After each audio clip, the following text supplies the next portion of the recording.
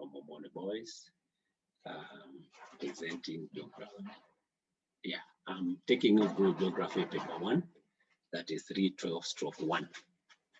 I've organized my presentation into 4 sections. One is the structure of the paper, that is the format of geography paper 1. Then the instruction to candidates. Yes, the instruction to candidates, and then the language of examination, and then the third one, the fourth one is some examination tips. Yeah, let me begin with the structure of the paper 312/1. This paper has 2 sections, A and B, and the time allocated to candidates to do the paper is 2 hours and 3/4. That is approximately 33 minutes per question. Section A usually comprises of short structured questions from different topics, which has a total of 25 marks. That is question 1 to 5. Then section B has 5 questions, where question 6 is compulsory, usually on map work. This has been there for over the years. It has not changed. And then after doing question 6, students are supposed to answer 2 other questions from the remaining 4.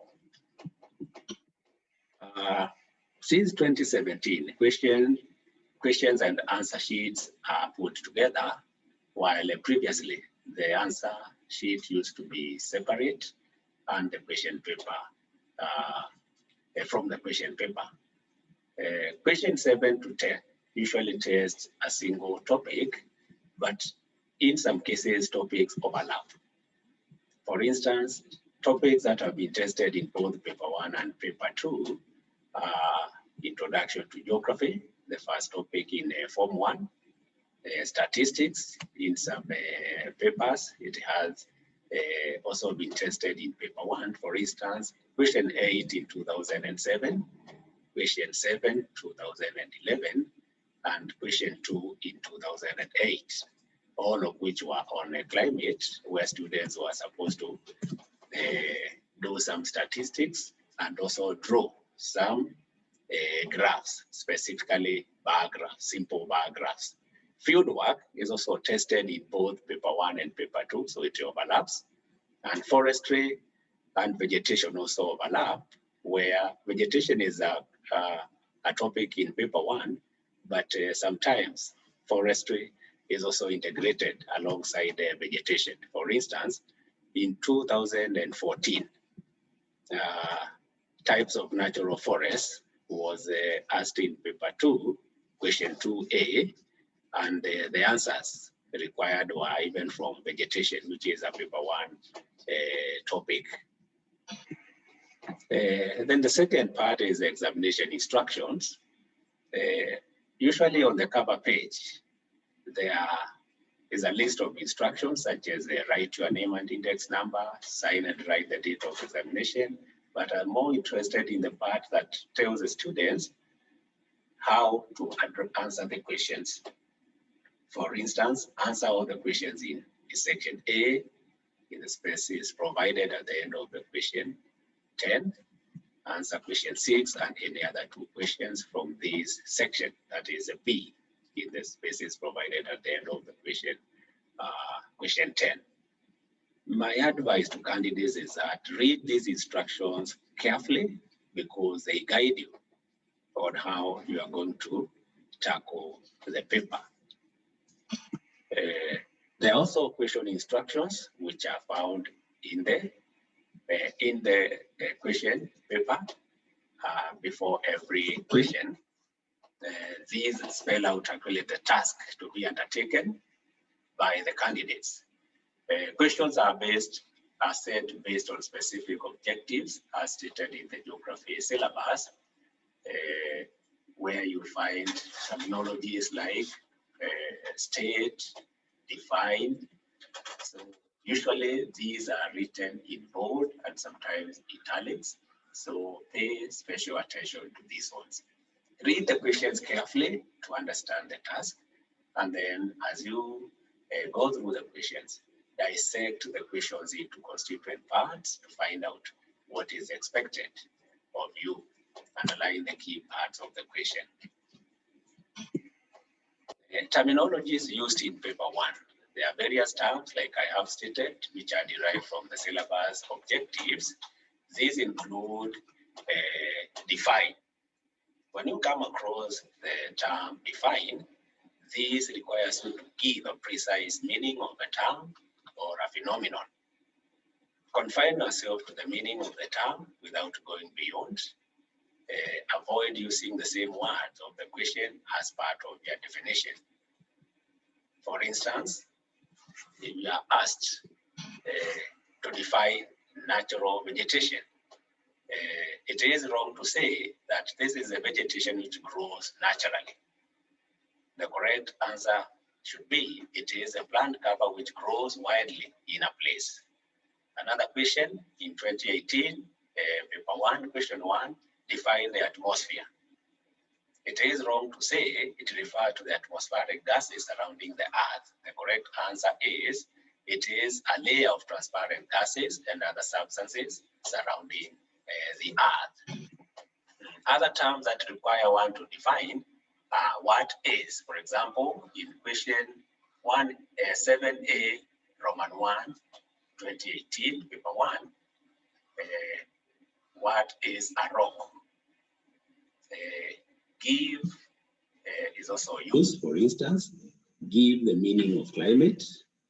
Then the second term is name. When you are required to name, it requires you to itemize or write one by one. For instance, name 3 types of foods. So this is just requires you to give names without any further clarification. Like if you are told to give types of folds, just have simple symmetrical folds, overfolds, overthrust folds, recurrent folds. Name 3 major earthquake zones of the world. That's another example. Name 2 types of landslides. Name the 3 types of river erosion. Name 4 layers of the atmosphere. So those just require the candidates to itemize one by one without elaborating. Other terms that require one to itemize include list, mention, what. Examples: mention or list 4 layers of the atmosphere. What are the 4 layers of the atmosphere? Then the third term is identify. This requires you to pick one out of several items. For example, identify 2 characteristics of sedimentary rocks. So you just pick out of the 4 main characteristics of sedimentary rocks and list them down. For instance, they are stratified. State, this requires you to express the answer by putting it in a full grammatical sentence, not a phrase.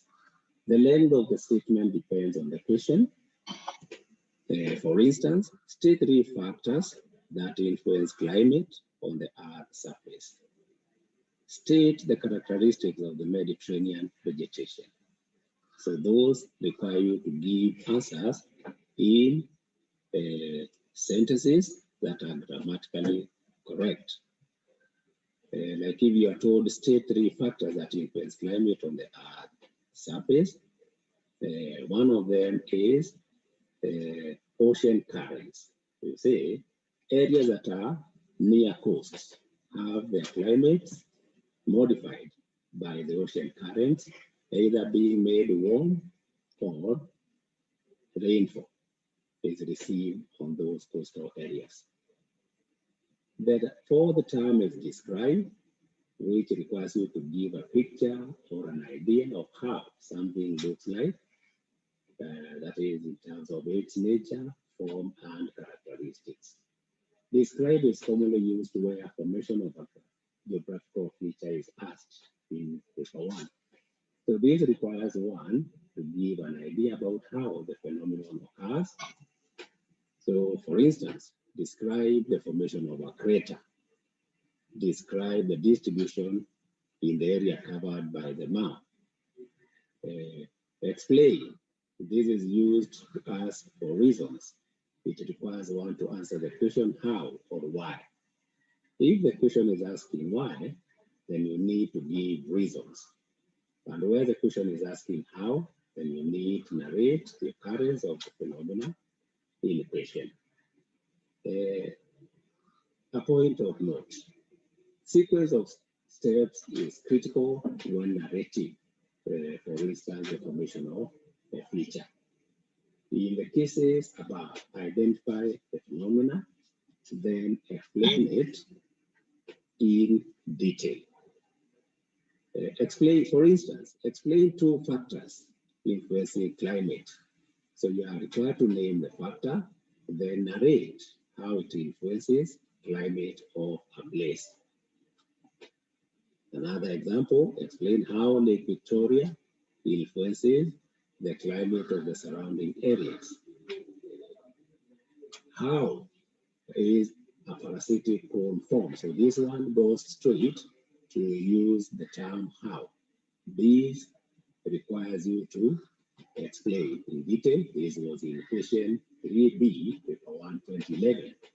A point of note, explain is used synonymously with describe. In such cases, you have to narrate the occurrence of the phenomena in the same way you describe a summation or occurrence. For instance, explain how a parasitic cone is formed.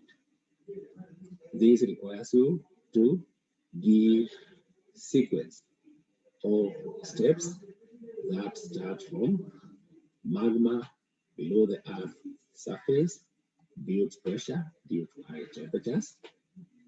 Then the lines of weakness occur in the crustal rocks due to earth movements. Then the magma forces its way through the lines of weakness to the earth surface, where it forms a volcanic cone. Then at the summit of the volcanic cone, due to contraction as magma cools, a funnel-shaped crater is formed. And then subsequently, magma forces its way through the block and then finds an alternative passage where it flows on the side of the volcanic cone to form a small cone on the side, which is known as a parasitic cone. And the term differentiate or distinguish requires one to bring out the difference or distinction between a given set of terminologies or phenomena. For instance, explain the differences between a watershed and a catchment area. It is advisable to start with the first term, followed by the second, as they appear in the question. The term contrast is used in the same way as differentiate and distinguish. The difference can be expressed by identifying the features or characteristics that bring out the differences between the two features. And in the case of terminologies, these could be brought out by the formation of each term. The difference should be clearly stated and have been given in the order in which they appear in the question. Examples of questions that require you to distinguish or differentiate are: distinguish between extrusive and intrusive rocks. You can answer it by use of the characteristics. For instance, extrusive rocks are fine textured, while intrusive rocks are coarse textured. Extrusive rocks form on the earth surface, that is on the earth surface, while intrusive rocks form beneath the earth surface. You can also say extrusive rocks are fine textured, In case you write an incomplete statement which doesn't bring out the difference between the two terms, that is considered as wrong. For instance, if you say exclusive blocks are paritexted while inclusive blocks are not, that is an incomplete statement because one side of the question is not addressed. The other term is state reasons or give reasons. This requires you to provide explanations for what you are asked.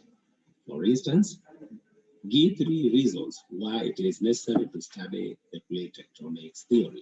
Paper 1, question 1, 2008.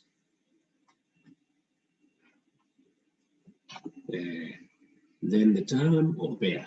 This requires you to state similarities and differences. And if the question requires you to give similarities, only state characteristics or features that are the same. The term outline requires the candidates to give a layout or to summarize the essential points without elaborating. Answers are the same as those for state or just the use of phrases. For instance, outline the process through which the moist weeds should go through to eventually become dry weeds. This was question 3, paper 1, 2009, where candidates were given a diagram showing a mountain or a highland, and then moist weeds on one side, which eventually become dry weeds on the other side. So these require them now to outline the process, to summarize the essential points without elaborating, to show how the warm-moist winds rise up, they are cooled adiabatically, and then on reaching condensation level, they form clouds, and then rain falls on the windward side. And when the winds cross to the leeward side, they are dry.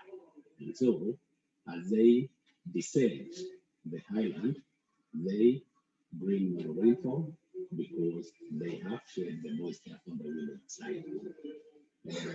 Outline the steps followed when measuring humidity using hygrometer. This was question 4A, paper 1, 2009. So it requires candidates to apply in steps how humidity is measured using the instrument. Then questions requiring candidates to sketch are common in map work in paper 1. This requires the candidates to draw a simple diagram, for example, in enlargement and reduction. Then there are also questions that have multiple tasks in one. You must address all the tasks in your responses. For example, explain 3 factors which have influenced the distribution of settlements in the area covered by the map. So in this question, the factor must be mentioned, then followed by how it influences distribution, and then an explanation. For instance, you could say the steep slope, which is the factor of the land, has led to few settlements, that is distribution, few settlements, because construction of houses is difficult. That is the explanation. So these are 3 tasks in one, and the candidates must address the 3 tasks for them to be given credit. Then on map work, I want to take some time and take you through the various requirements for map work, because it is a compulsory question in section B, which students can easily score all the 25 marks since they are provided with a map. Theirs is just to read and interpret it and then write down the answers. But this is not obvious. Sometimes the candidates experience challenges. Now, map work can be divided into three areas. One is the short questions of 1 to 2 marks. Examples of these are calculation of direction, and bearing. Here, I will emphasize that the candidates, I will emphasize that the candidates give bearing in 3 digits, even where the bearing is less than 100 degrees, like maybe 50 degrees, introduce a 0 on the left side of the 5, so that you have 0, 5, 0 degrees to have the 3 digits. Don't write in 3 digits. The other one is determine grid references. Here use the secondary scale of the linear scale to get that figure, because this way your answer will be accurate. Don't use the ruler because the ruler may have errors in the units or in the calibration. Get a piece of paper, take it to the linear scale where we have the secondary scale, and then mark out those portions of the secondary scale, and then now transfer that to the map and measure to get the 3rd digit so that your answer is accurate. Location of places or features. This requires you to study the map clearly and be able to show where various features are found. You can use either grid references, you can use direction and bearing, you can use place names to locate features and places. Calculation of area is another question in the short questions of map work. Here, use the grid square method unless otherwise instructed.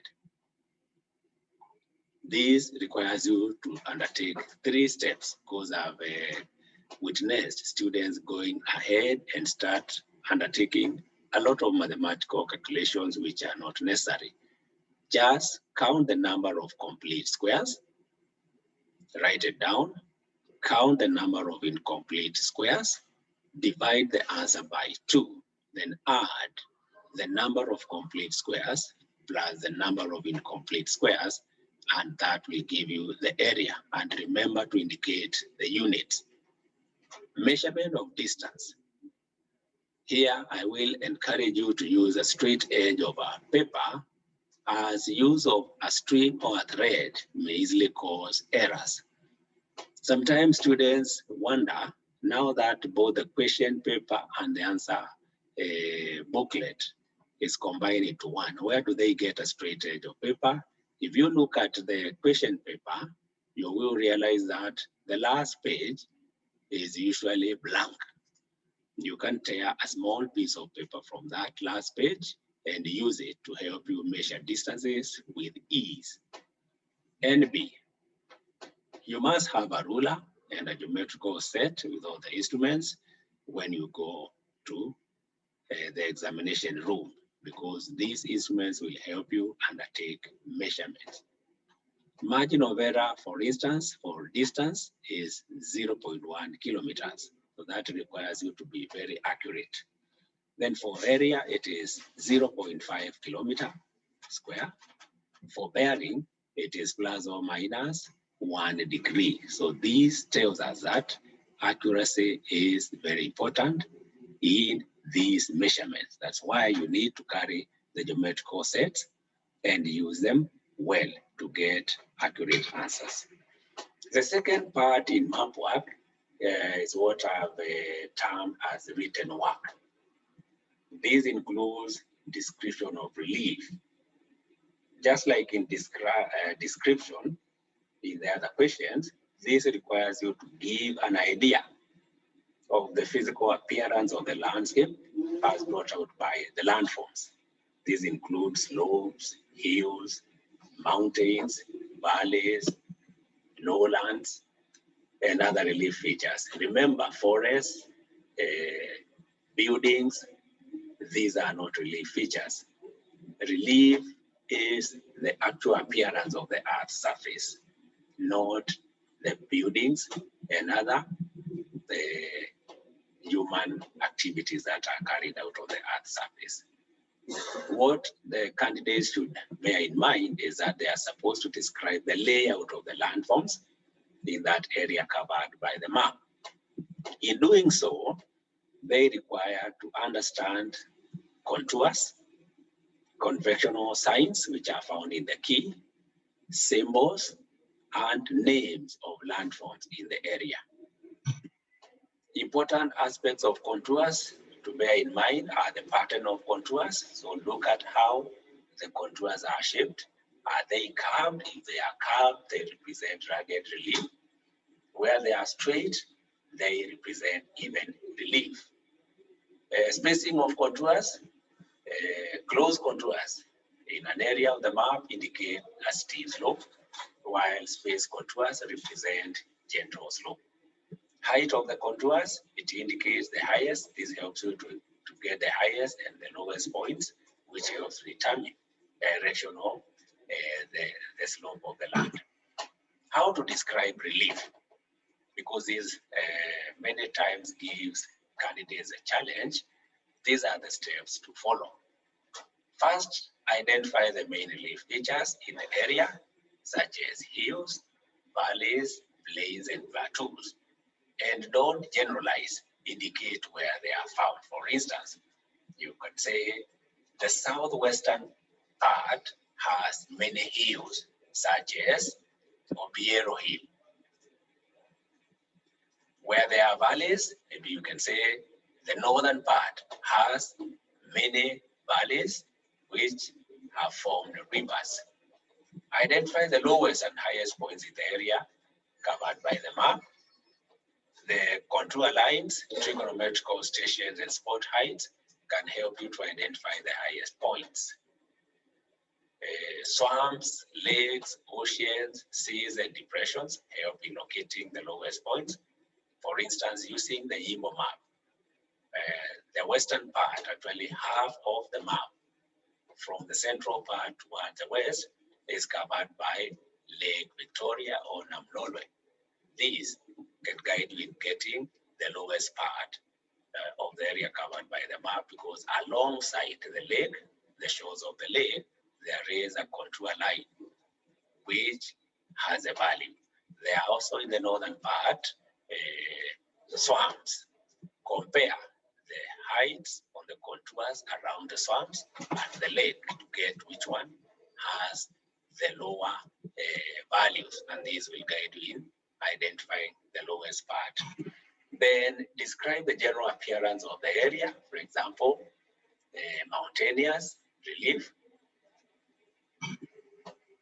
This is shown by contours of 2,000 meters and above. The area is gently sloping. This is shown by contours of below 1,800 meters, or dissected. Landscape is shown by many river valleys.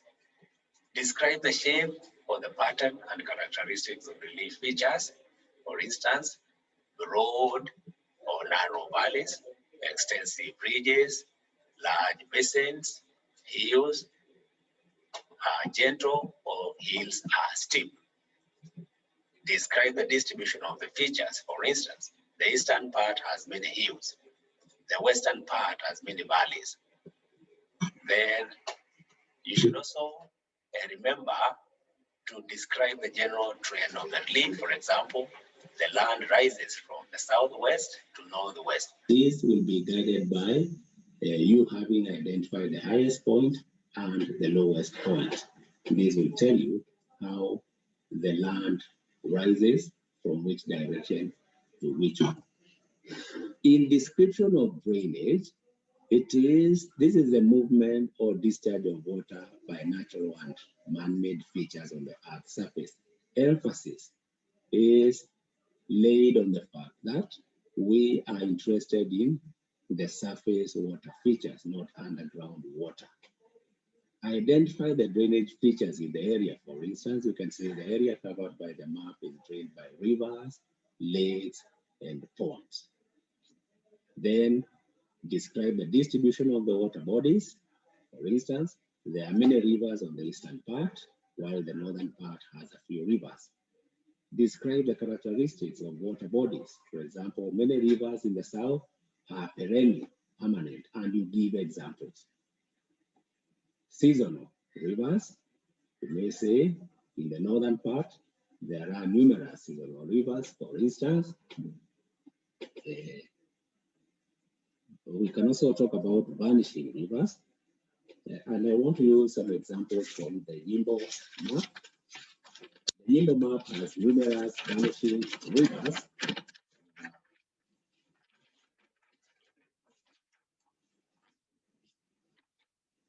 For example, River Opondo is a vanishing river, so cite specific examples. Then you also describe characteristics of the water bodies. For example, many rivers in the south have broad or wide valleys. Describe the layout of the rivers, that is the drainage pattern. You can single out the main river in the area, like in the Yimbo map. The main river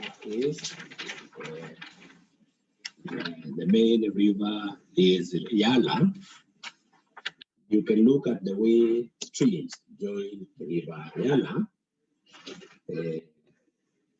This one has streams that join it at less than 90 degrees. So that is the drainage pattern.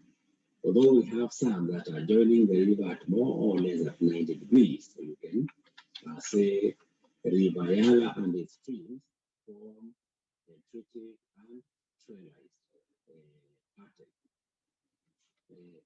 The layout just goes once, so don't single out other rivers, many rivers, and repeat on the drainage pattern because it just goes once.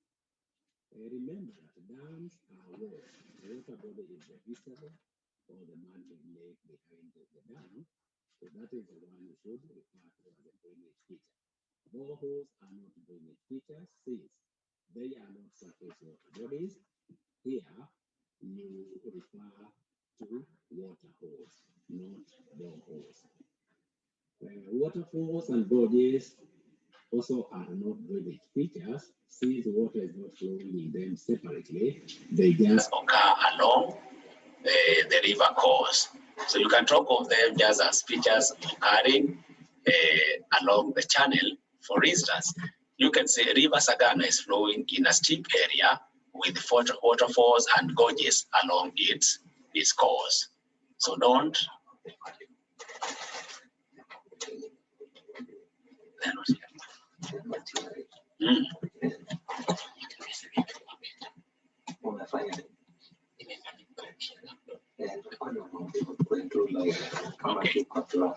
Okay.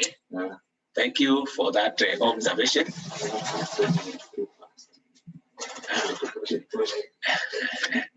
Thank you for your concerns. You can talk of these features, that is the waterfalls and gorges, are just features that occur along a river course. Like I've said, that River Sagana is flowing in a steep area with waterfalls and gorges. The description of vegetation is another area where vegetation refers to the plant cover in an area, both natural and planted. Use symbols in the key to identify the plant cover. For example, forest. Don't just assume that the presence of the green shading in the map represents a forest. If you go to the conventional symbols, there are specific symbols inside the green color which show whether it is a forest or it is a thicket or a woodland or a scrub. So I use these symbols to help you identify the vegetation cover in the area. Then when you are describing vegetation, account for the distribution of vegetation. For instance, tell where the vegetation type is found in a given part of the area, and also try to relate the vegetation with climate, with the drainage, and human settlement. Use correct terms. For example, don't use a papyrus swamp, which is a drainage feature, but instead use papyrus plants or papyrus reeds. Then give location of a particular vegetation type on the area. And remember, crops such as maize, beans, coffee, tea are not part of vegetation. So even if they appear in the area covered by the map, these are not part of vegetation. The other term in this part of written questions is land use. This is the utilization of land in the area covered by the map. I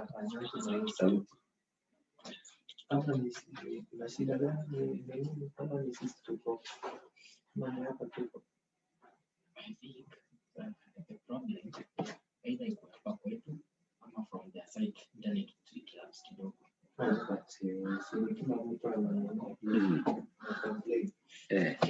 So I shout. Maybe I try to shout. Yeah. Okay. Thank you for that observation. Land use. This is the utilization of land in the area covered by the map. That is occupational activities that people engage in for profit. Examples, you can say the main land use activity in the area is crop growing. These will be informed by the presence of crop symbols. For instance, crop processing factories can have tea factories, coffee factories in the area. This will suggest that either in the whole area covered by the map or a part of it, there is crop growing. The other activity could be a land use, could be animal keeping. This will be evidenced by the presence of cattle dips, veterinary offices, and water tanks. Settlement is also a land use activity. These will be indicated by dwellings, both rural and urban. Land uses are mainly economic activities that are done for income or profit making. Functions of towns, these are both social and economic activities that are carried out in towns in the map area. Use correct term. For instance, medical health care, not treating. Evidence for this will be hospitals, dispensaries, or health centers. Trade or commercial services, this is evidenced by the presence of markets, shops. Then educational services is evidenced by the presence of schools, colleges. Then religious service is not religion. You talk of religious services, which is evidenced by the presence of churches. Usually they are abbreviated with CH, or mosques. Transport services, these are evidenced by the presence of roads of various types. Communication, evidenced by maybe the presence of a post office. Note that transport services and communication are different. So don't talk of transport and communication. Talk of each separately and give evidence. The presence of a prison, this indicates rehabilitation services. So not then settlement. These refer to the distribution of human dwellings in the area covered by the map. Settlements are of two categories. We have the urban settlements, which are shown by dark shaded blocks, while rural settlements are shown by dark shaded circles. Describe the settlement density in the area. For example, is it sparse? Is it dense? Is it moderate? Then while you are describing settlement, remember also to mention the patterns, the settlement patterns, where we have nucleated or clustered settlement patterns, linear, where the dwellings occur along certain features like roads, edges of forests, along rivers, or dispersal. where the settlements are far apart. Account for the distribution of settlements. Give reasons for the settlement density in various parts. Relate this with the factors that influence the settlement distribution: availability of water, defense, transport and communication, relief of the land, soils. This will guide you in accounting for the distribution of settlements. Never interchange settlement with population, as population is not shown on a map. Then the third part in map work is drawing of sketches. Here, this involves reduction and enlargement. When you are doing reduction and enlargement, first of all, identify the area to be sketched on the map. Then remember that the sketch should be oriented in the same way it appears on the map. For example, horizontally rectangular or vertically rectangular. Wrong orientation earns no marks. It attracts a zero straight or an inverted V and a zero. Then place features in their correct positions and the approximate shape. Label features from inside or use a key or arrows to show the features. Then features should be clearly sketched but not fine art work. It is advisable to give the sketch a title or caption. Then the second sketch is cross-section, which is a diagrammatic representation of the variation of the land between two identified points along a straight line. Here, areas that need to be emphasized are, remember to give the cross-section a comprehensive title,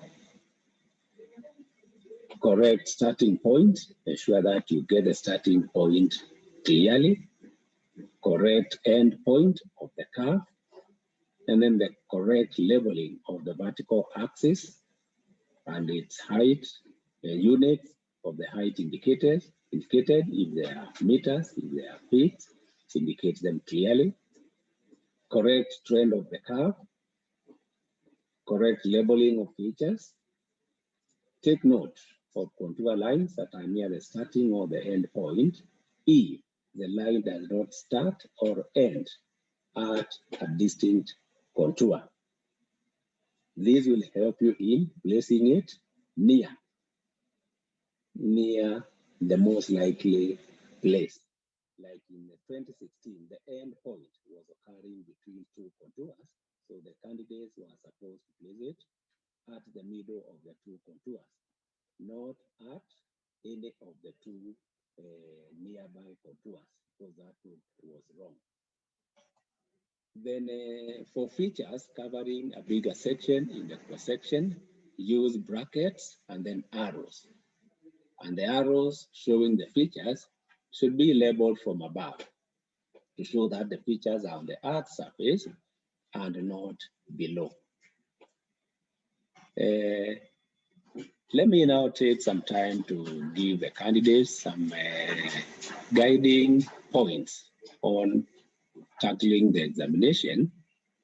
Before you start answering questions, pay special attention to the rubric of the paper. Rubric here refers to the set of specific instructions that are contained in the whole question paper, from the cover page and even to that is inside, where we have instructions for every question. Ensure that you make a correct choice of the optional questions, which you can confidently answer. You can use the first 15 minutes of the exam time to make your choices. As you do this, advise the candidates to draft key points for their answers on the question paper before answering the question. When you are going through with answering. Check the key points, find out whether you have addressed them, so that in case you have left out any part, you can go back and address the area that had been left untackled. Number your answers correctly according to the way they appear in the question paper, so that you ensure each answer is numbered according to the corresponding question. After answering each question, read the question and your answer once more before attempting the next question to ensure that no part of the question is left unanswered. And then when you're answering questions, be specific in your answers and avoid generalized answers. For instance, saying the area is gently sloping. These may apply to just one part of the area covered by the map and not the whole area. Answer should be straightforward. Avoid beating about the bush or verbosity, which is too many words. Just go straight to the point. Also avoid negative answers like identify vegetation types on the area covered by the map. It is wrong to say there is no forest vegetation. Give what is there rather than what is not there. When asked to use diagrams, make sure your diagrams are neatly drawn and well labeled, because the labeled diagrams don't score since they don't speak, they don't show what they are representing. Make sure your answers are relevant to the set questions. Do not set your own question. Look at the marks given each question, which will guide you in deciding how much you should write in your answers. For instance, if a question contains 4 marks, don't give less than 4 points in your answer, because that guides you in the number of points you are supposed to give. So at this point, I want to give an example of the map work questions using the Nimbo map.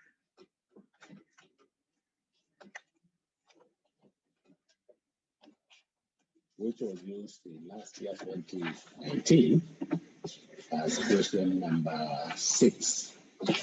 I want to take the candidates through question 6, so that we can see what was expected of the candidates.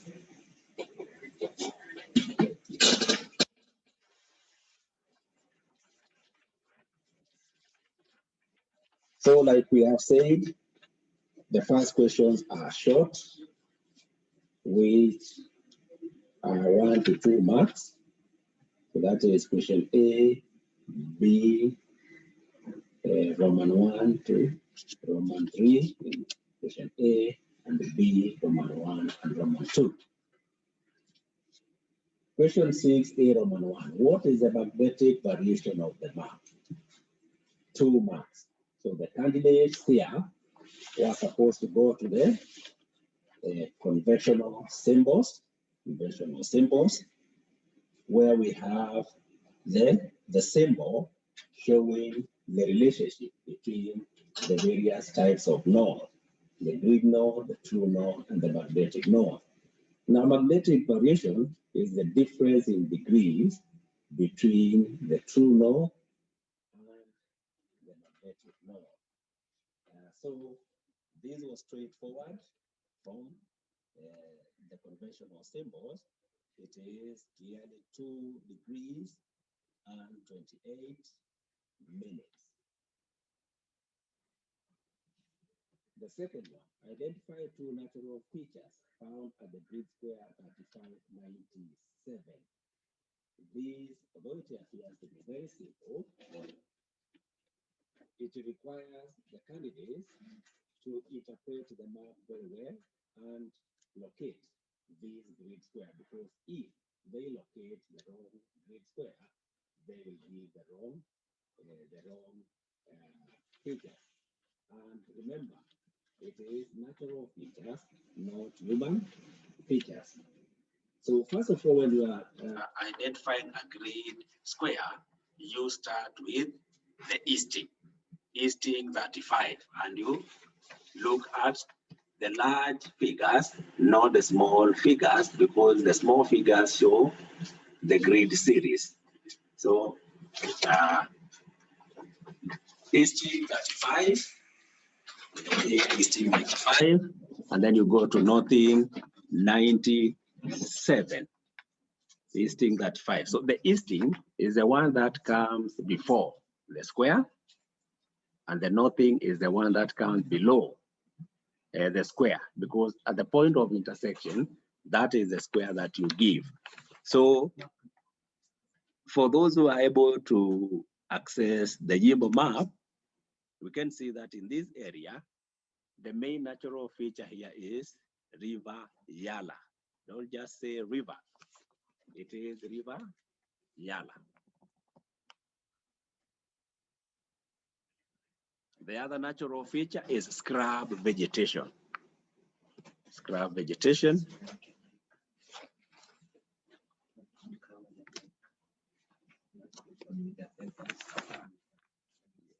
Yes, scrub vegetation. The third one, identify two countries represented in the area covered by the map. So this one requires the candidates to go to the symbol that shows administrative divisions. That is on the southeastern part of the area covered by the map. Within this symbol of the administrative divisions, we can see that we have B is Uganda and A is Western Province. So that is in Busia District, Kenya. So you can now clearly say that the countries represented in the area covered by the map are Kenya and Uganda.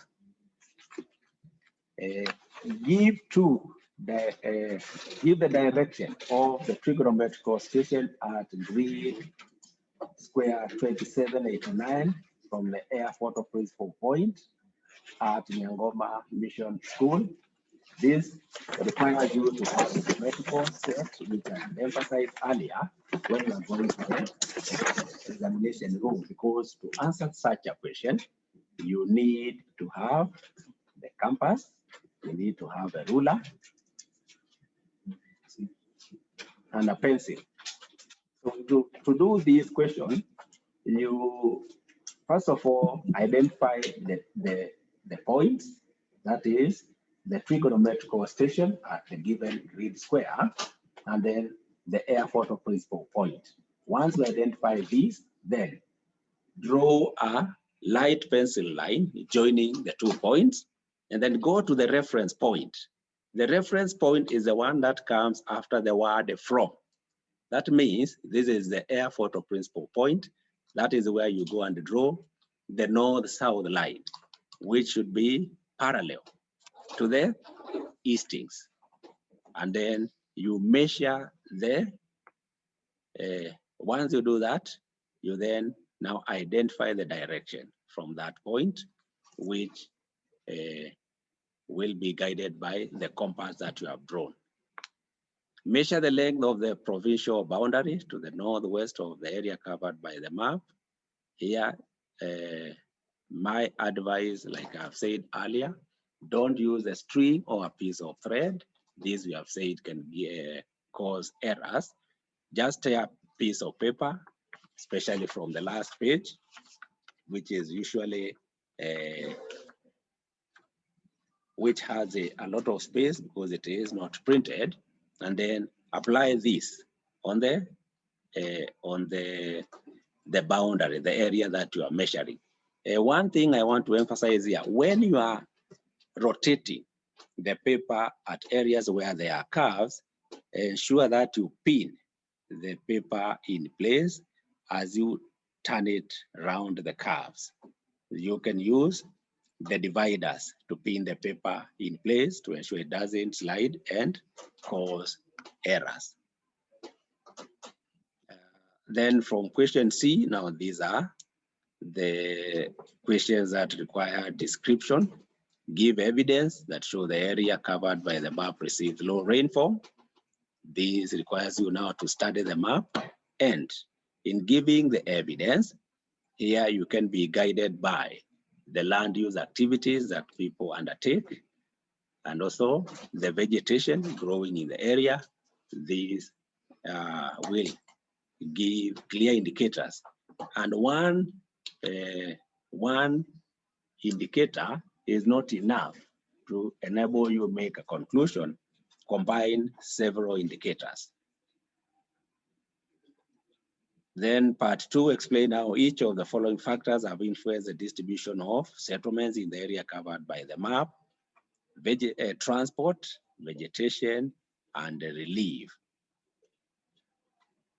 So these ones require the candidates to interpret the map, look at the roads, the major roads, and find out, are there settlements that are near roads, like the all-weather road? Have the all-weather road,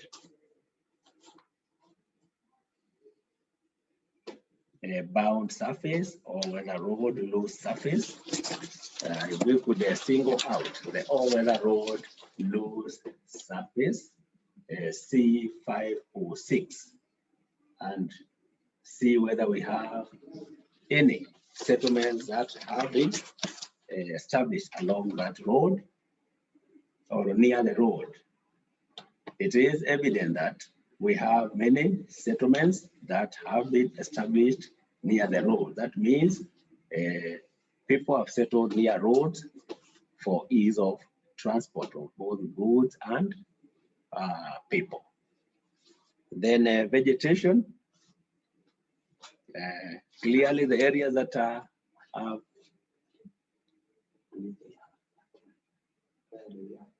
I'm using it as an example.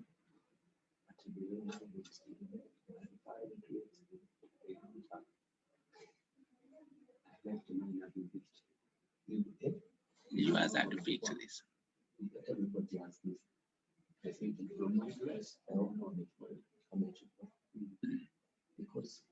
Are there conflicts? Although there are many now they big, they cannot be able to. Camera, is it seeing the map? No, it's not seeing. It's not seeing the problem is. Yeah, so I was just using the Yimbo map just to give some highlights on how you should tackle questions on map work. Although I'm reliably informed that not all the students have the map, but at least I've identified the key areas and answered some of the questions. So I believe the teachers will guide you further on this. So I want to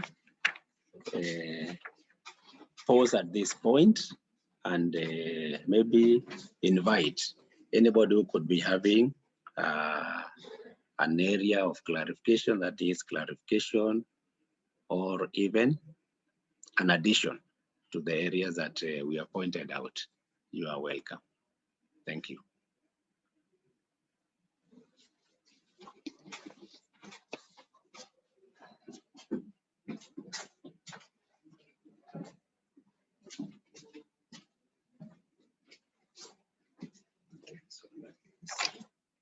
For me now to be able to hear them.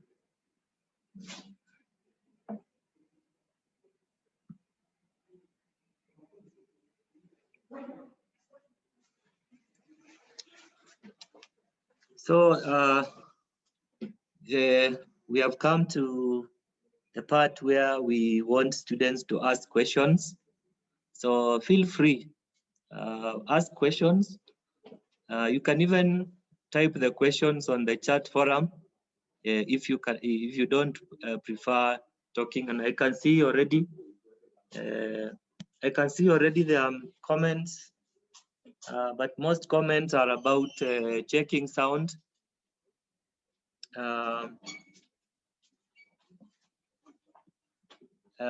Checking on sound, which I think we are trying to address. I hope right now I'm clear enough. You can hear me. So let's take questions from Kasinga. Kasinga, go ahead. Yes, Kasinga. Kasinga, go ahead and ask your question.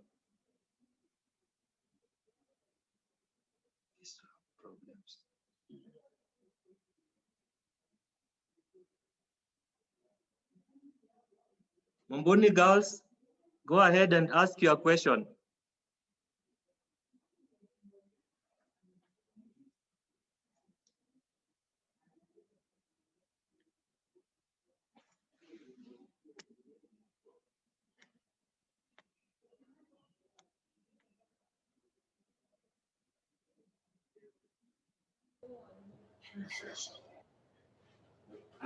I'm Faith Kioko Mumbuni girls. Yes.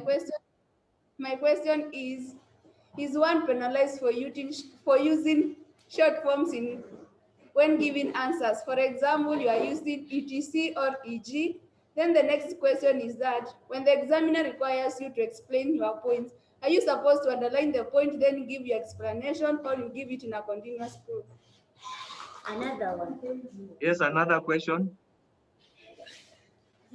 I'm Dora Mikali from Umbuni Girls, and my question is: let's say, for example, you're told to, using a diagram, you explain the formation of something. So, like, are you supposed to draw? One, are you supposed to draw it in 3D form?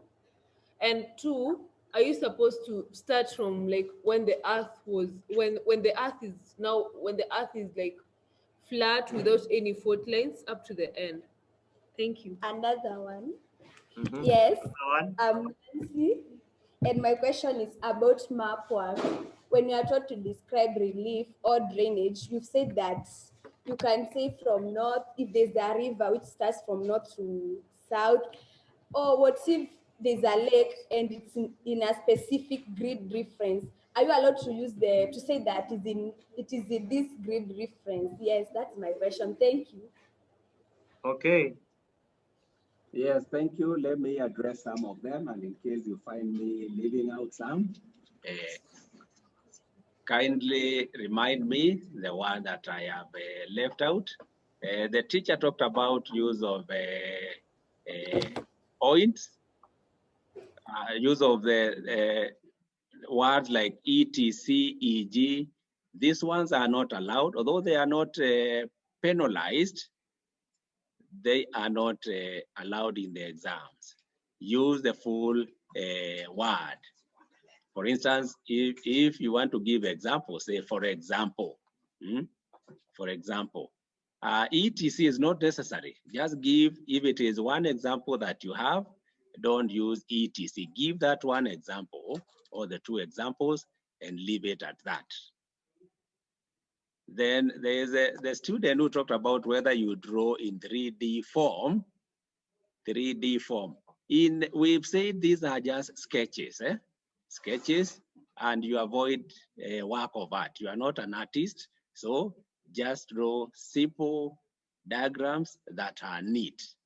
Remember sketching diagrams from maps. So these are just sketches, but we've said try to place the features as accurately as possible in the area that you have sketched. So then there's also the issue that the teacher raised about whether you are supposed to underline points. That is not necessary. Examiners read through your work. You don't need to underline to show them where you are laying emphasis. Then there is a student who has talked about relief, about if you see a feature that is within a grid square. I don't think relief features occupy one grid square. I would encourage use of direction and use of place names. For example, you can say there is a pond in the southwestern, that is to the south of maybe Mugirango. So I'll go to Mugirango, check southwest, and I'll see the pond. Because grid squares, these features usually spill over and cover several grid squares. Thank you. Unless I've forgotten another one, maybe you can remind me. Kasinga, go ahead.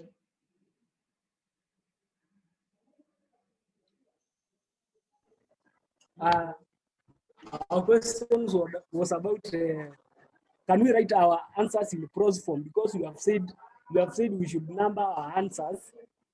And another one, in the question you have said we should not interchange settlement and population. In answering, when you, in that question, in answering, can you say the areas are densely populated? Is that answer correct or it is wrong? Okay, let's go to Chambuko. Chambuko, ask your question. Yes, I'm David Lemayan. In paper 2, can you, in section B, can you start with any question, regardless that you have numbered them correctly? Okay, mute yourself, mute your microphone.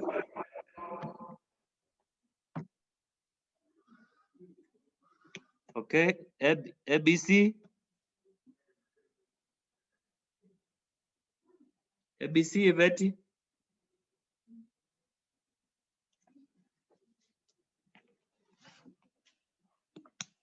ABC, Iveti.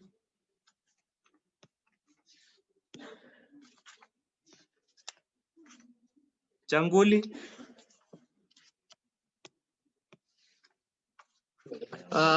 I'm Pius Mutua of Changoli.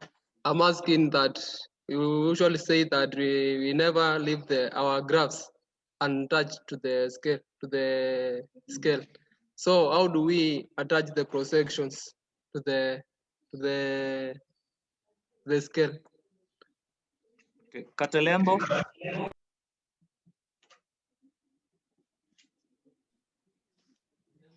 Katilembo Center of Excellence. My name is Daniel Kakemu. My question is, when you are asked to distinguish, can you use a table to differentiate? The other one is, if you are told with an aid of a diagram to explain, then you fail to draw, but you explain, can you be penalized? Okay, so okay. Yes, thank you for those who have posed some questions. I will try to answer to the best of my ability. There is the one who talked about numbering of questions. I think there was a misunderstanding there. The numbering I'm referring to is the number of the question. If it is 3A Roman 1, then in your answer, we expect to see 3A Roman 1. Because if you are answering 3A Roman 1 and then you write it as 2A Roman 1, the examiner will mark using the answers for 2A Roman 1 and not 3A Roman 1. Then the issue of writing in prose, that is what we expect. Don't use bullets in the exam, write in prose, continuous form. Then the issue of population.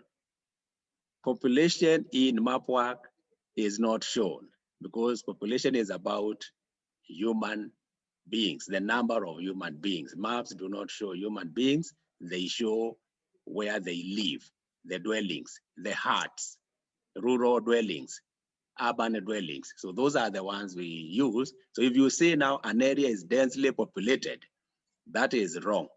So you can say the area is densely settled.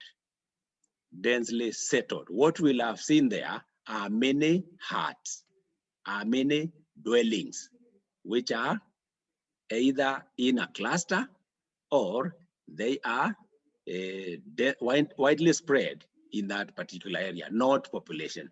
The order of question by Lemayan, this is a good question. The order of question does not matter.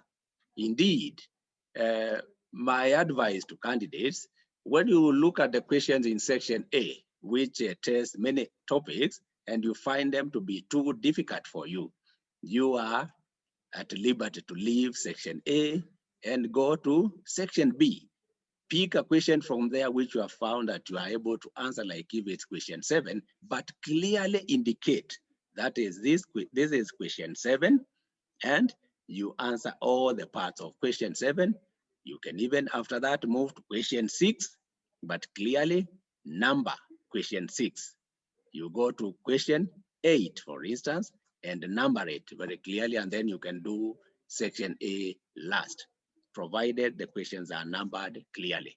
There is no problem in the order of the questions.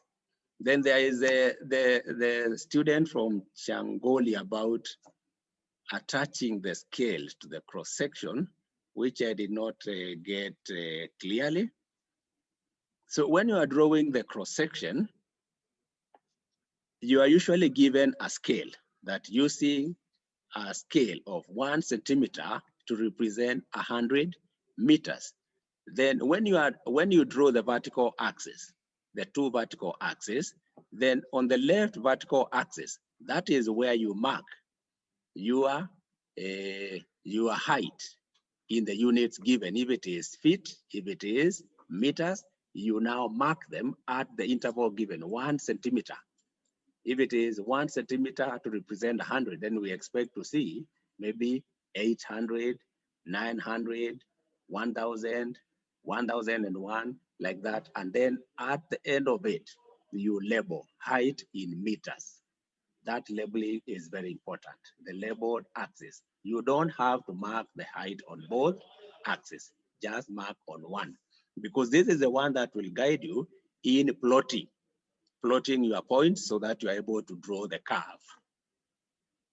Then there is the other one who talked about use of tables. In paper 1, we don't allow use of tables to show distinction or to differentiate. Write in prose. Write in prose, and the two terms the difference between the two terms must come out. Like I said, you cannot say that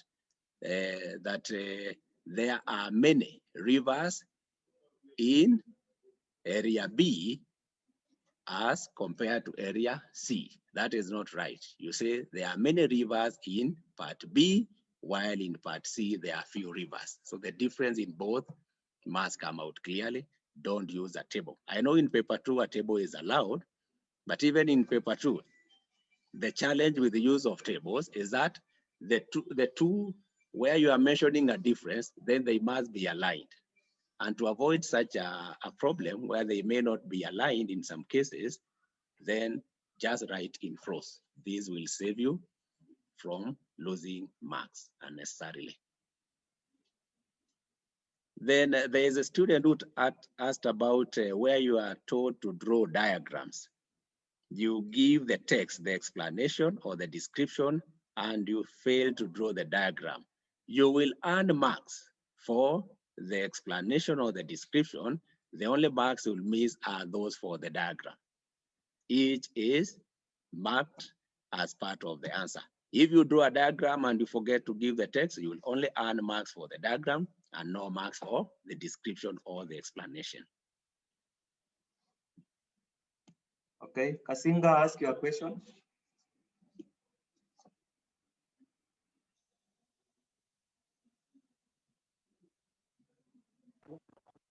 Can you kindly give us the topics we are expecting in paper 1? In the choosing of, yes, those topics. Eh? I get you. Okay, Mwindi Mbingu, go ahead.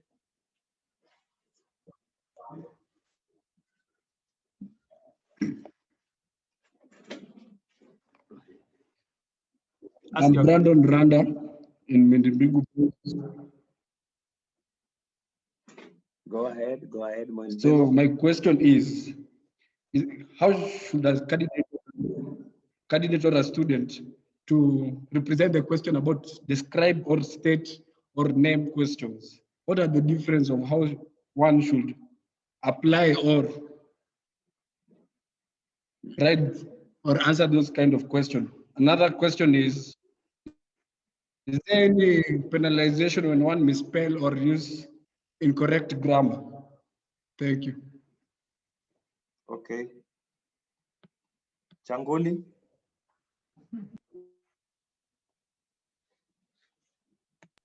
Okay, I'm Mutua. I'm asking when describing relief or vegetation, am I going to use point forms or am I going to write it in prose form?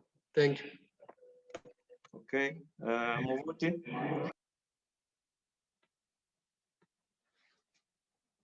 Movuti boys?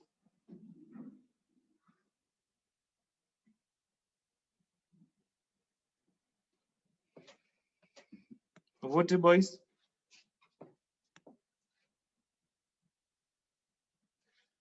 Chanda?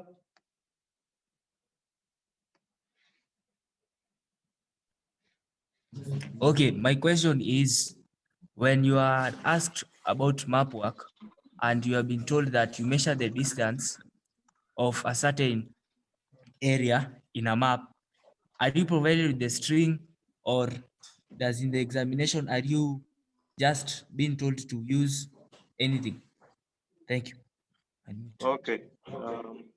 That's Chanda.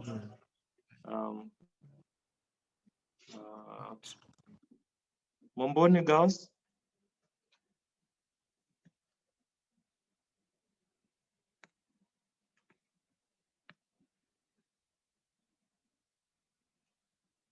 Momboni girls?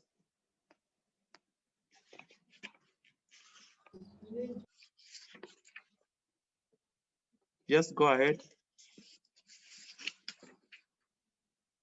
We can hear you, Momboni. Go ahead. So we're asking if you're told to like give the latitudinal and longitudinal extent of the map, for example, the Yimbo map, what do you do? And then there's another question. For example, if you have not been told to use a diagram, for example, when explaining the formation of a fold mountain, and you do not remember the processes, but you remember the diagrams, how they follow each other. When you draw the diagrams, if you say the diagrams speak, will you be penalized or will you be not? Yes. And the last one, if there's a question that you asked and you didn't answer. If, for example, you're told now to use a diagram, from as in how should you start?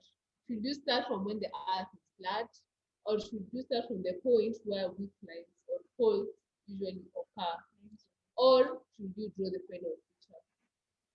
Yes, I'm Kate Nzisa from Munigal. My question is, in geography, are we allowed to use or, because in some subjects we use or you're penalized? I'm Naomi Kanini from Mune Girls. I have not a question, but a request. Can you kindly illustrate the drawing of a combined line graph and bar graph of climate, that is rainfall and temperature? Thank you. Okay, fine. Let's take those first before we go to others. Yes, thank you for the questions. Let me try to answer them. And where you find me leaving out yours, kindly remind me. Let me start with the person who asked about the topics, the paper one topics. Generally, paper one tests physical geography. Physical geography includes internal landforming processes, external landforming processes. Soils is physical geography, among others. Let me just start from Form 1 so that we can highlight the various topics that you expect. Introduction to geography, I say this topic is tested both in paper 1 and paper 2. Then we have the Earth and the solar system. That is a paper 1 topic. Then we have weather, the third topic. That is a paper 1 topic. Then statistics. I noted at the beginning of my presentation that it is an area that is tested in both, and I gave examples of paper 1 2007, paper 1 2008. Those ones had some questions on statistical methods. So that is an area that can overlap in both papers. Then there is field work. Field work, this one is tested in both paper 1 and paper 2. If you look at the questions, you find that even where we have questions on physical features, you can find an area that is testing on field work. And I can give you an example from the 2018 paper question 7, which is about rocks. Part D of that question goes like this. You are planning to carry out a field study on rocks in the local environment. List 3 methods you would use to record data. State 3 problems you are likely to encounter. That shows field work is tested both in paper 1 and paper 2. Map work is purely a paper 1 topic. So this is actually the compulsory question in paper 1, that is question 6. Then we have now in form 2, mining is a paper 2. So mining goes to paper 2. It is not in paper 1, but rocks and minerals in form 1 is a paper 1 topic. Like I've just given you the example of the 2018 paper, question 7 was about rocks and minerals. Then in form 2, internal land forming processes. This is a paper 1 topic where we have now the subtopics. There are the movements, faulting, folding, volcanicity, and earthquakes. Those are paper 1 topics. Map work is also repeated in form 2. That is paper 1 about direction and bearing. That comes in paper 1.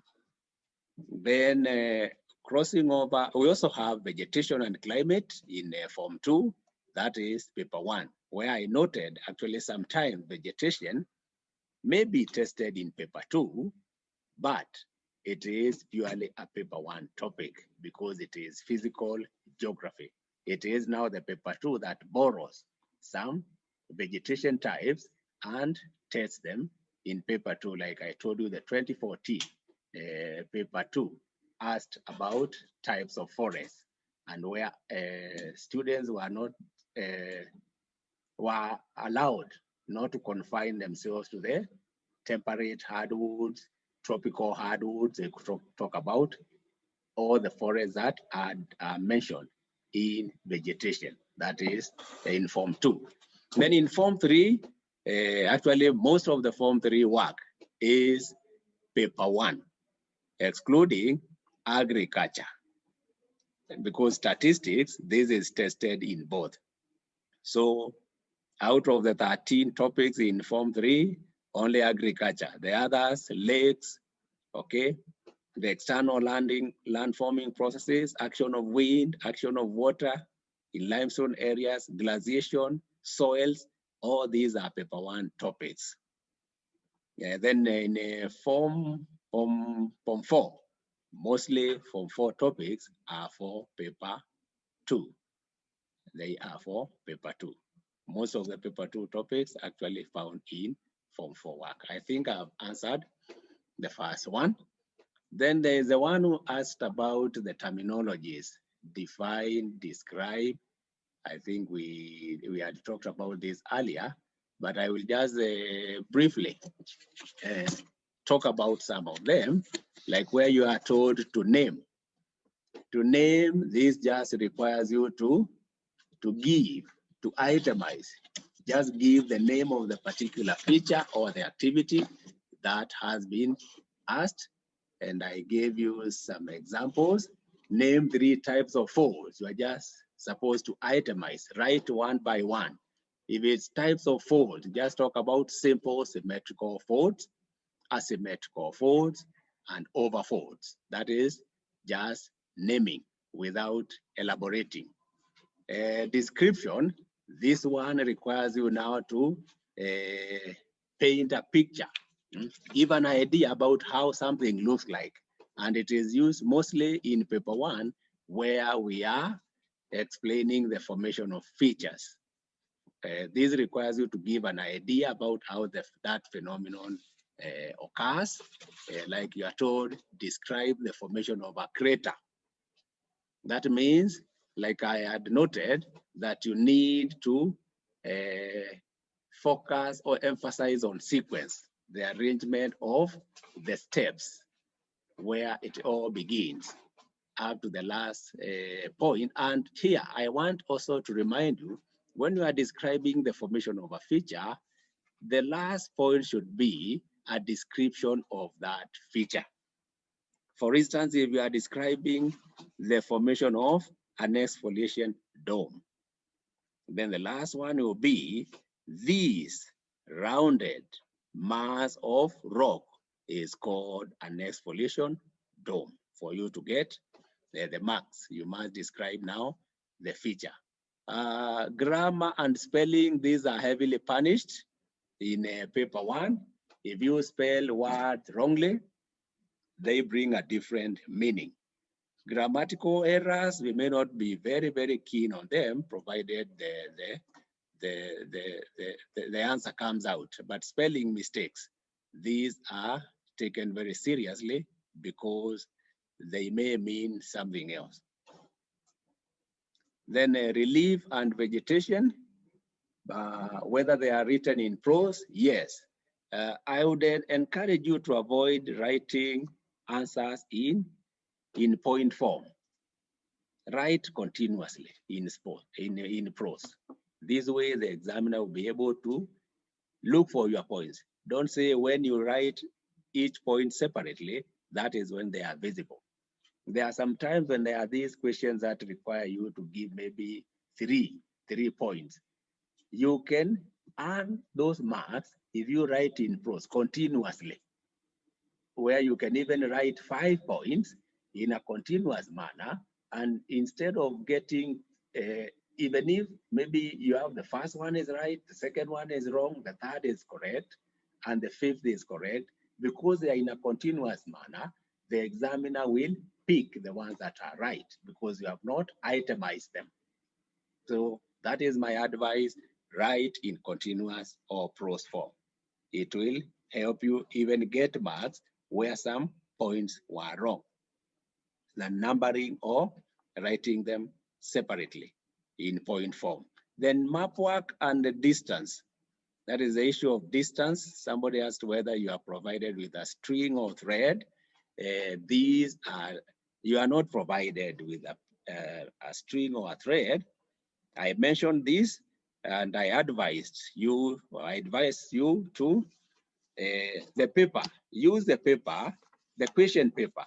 The last pages are blank because they are for writing the answers.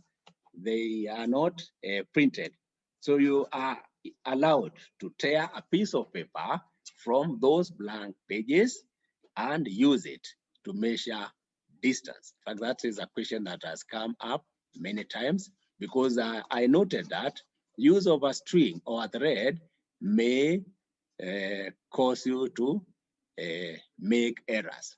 They are not easy to use. As you are using a thread, it can slide. You cannot pin it in place. Like I said, use a pair of dividers to pin it in place, to pin the paper in place as you are rotating it round the curves.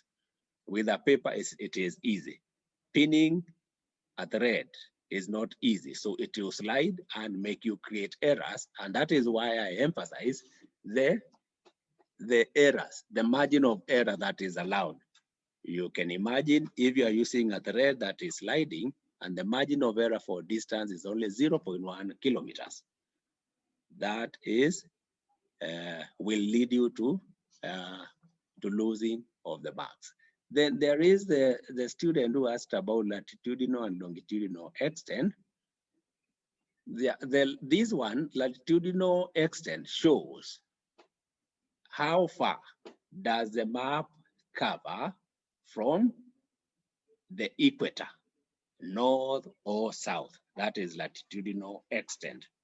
This is usually shown by the southern boundary of the map. You find figures on the side of the southern boundary of the map showing how far it goes. And there will be the other one in the north showing how far it extends to the north. The longitudinal extent now shows how far the map extends from west to east. If it's a map of Kenya, remember all parts of Kenya are in the east of the Greenwich meridian. So longitudinal extent will be to the east. Using the Yimbo map as an example, and when you are asked to give latitudinal and longitudinal extent, the order should be start with the latitudinal extent, then go to longitude. Let us use the Yimbo map. The latitudinal extent of Yimbo map, we can see that in the southern end, we have 0 degrees 15 minutes. 0 degrees 15 minutes. And in the north, we have 0, 0. That means Yimbo is to the south of the equator. So now the extent, the latitudinal extent will be 0 degrees 0, 0 minutes to 0 degrees and 15 minutes. 15 minutes is south.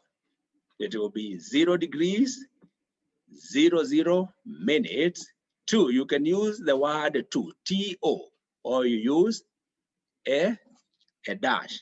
A dash here is allowed, but I would encourage use of the word to. So 0 degrees 0, 0 minutes to 0 degrees and 15 minutes south. Is that clear? Then the longitudinal extent, it is indicated on both ends, that is in the north and in the south. Just pick one. You can see, you see now the southwestern corner, we have that 4 degrees 0, 0 minutes. That 4 degrees 0, 0 minutes east. Remember, we've said all parts of Kenya are to the east of the Greenwich meridian. So that 4 degrees 0, 0 minutes east to 34 degrees 15 minutes east. That way you will get your mark. So start with the latitudinal extent and then go to the longitudinal extent. Maybe on that one I can go a bit further. There are cases where you don't have a latitude or a longitude at the edges, at the margin. What do?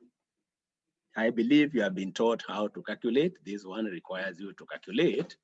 What you do, just pick, if it is latitude, pick 2 adjacent identified latitudes, and then using a ruler or the grid squares, determine how many centimeters are there in between the 2 latitudes, and then get the difference, the latitudinal difference between the 2 places, and then you now say this number of centimeters represent these degrees of latitude.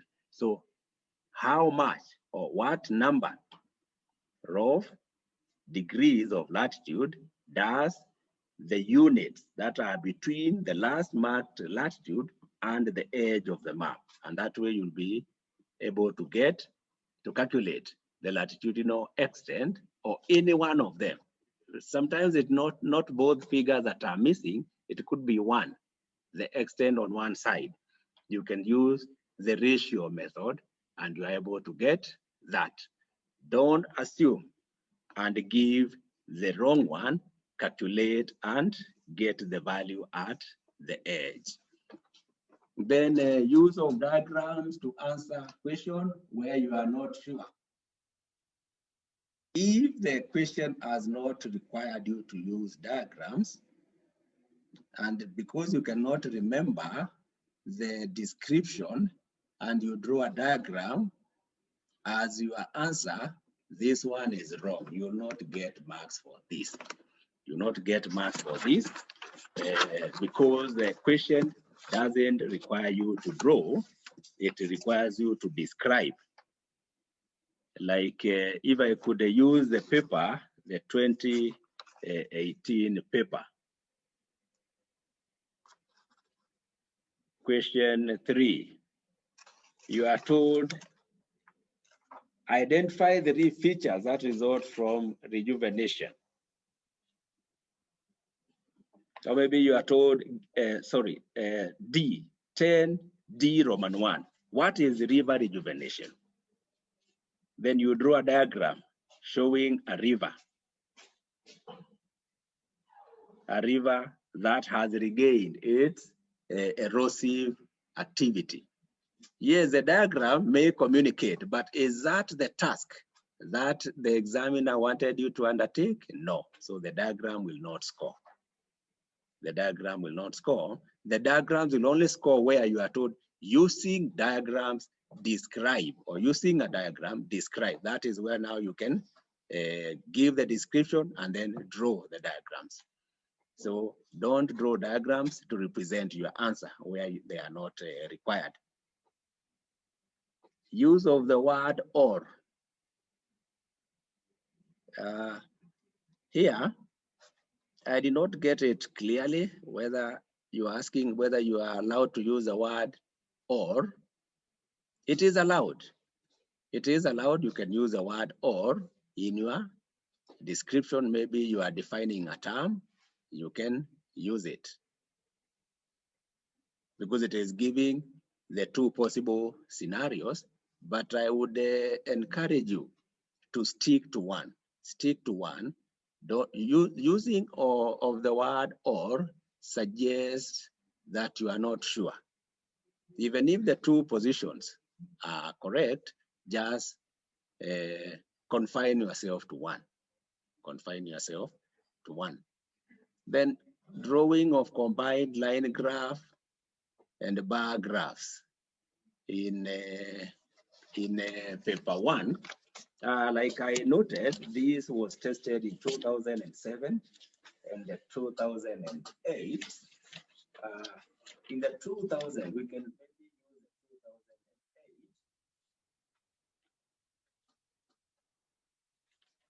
2007. I know you don't have the paper. It was question 8 on climate. You are able to get the paper. Question 8 on climate, and it was repeated again in 2011. So in this question, you are given a table showing rainfall and temperature figures of a station in Africa. So you have the month, January to December, temperature in degrees Celsius, and rainfall in millimeters. Then you are told all the graph paper provided, draw a bar graph to represent the rainfall figures, and you are given a vertical scale of 1 centimeter to represent 10 millimeters. Now, with the bar graphs involving weather and climate, and all the other bar graphs, you are told to leave a space. In these ones, we don't leave a space separating the bars because there are many. If you decide to leave a space, they may not fit the space that you are provided. It is allowed that you can draw the bars touching each other. So in this case, you just draw the frame, and then here we said that the time is usually shown on the x-axis, and then because it is the dependent variable, and then the independent variable, which is now in this case the rainfall, it is plotted on the vertical axis, that is the y-axis. And then, like we said, now write the months on the x-axis, and then the rainfall figures at the interval given of 10 millimeters on the y-axis, and then now plot the bars and draw them You will have made a decision on the width of the bars. Normally, in this case, to make your work easy, because these are just 12 bars, use a width of 1 centimeter for a bar, so that you don't take a lot of time. If you use half a centimeter, locating the half centimeter mark may be a challenge. Use a centimeter width to draw the bars. And as we said, the axis must be labeled. The x-axis, that is where the bars will be shown, so show time in months. The vertical axis, that is the y-axis, show rainfall in millimeters. Rainfall in millimeters, and then don't shade your bars. That is a waste of time. Just draw the outline of the bars, because with bars, the height of the bar is the one that shows the quantity represented. It's not about shading. We said here, we are not being art students, so it is drawing sketch diagrams. The combined line and bar graph, this one combines both the temperature and rainfall. So temperature in this case is represented by use of the bar graph, and then above it, you bring now the line graph for the temperature. Now for this is a combined diagram. I've seen some cases students separating the vertical line, the vertical axis, so as they differentiate the rainfall and the temperatures. This is 2 graphs in one. The frame is 1. Don't separate it. So draw 1 frame.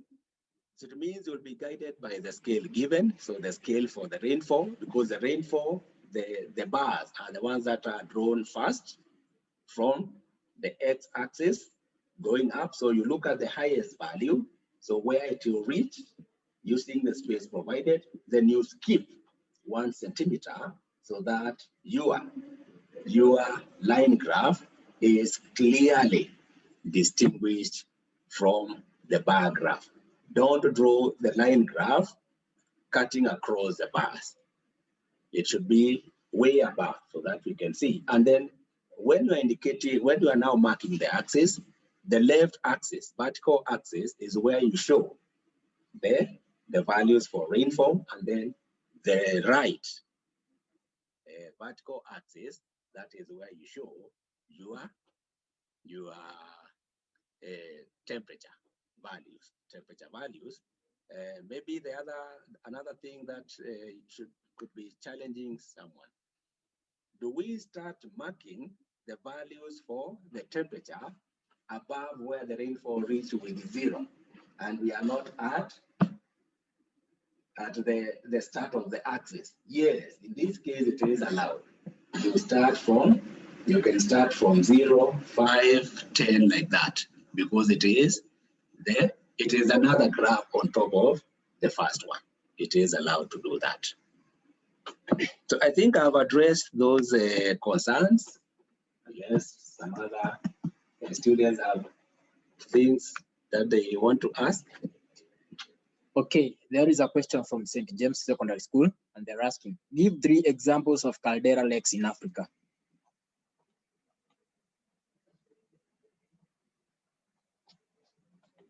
Okay, there is still another question from St. James. They're asking, what is the difference between, okay, that has been answered.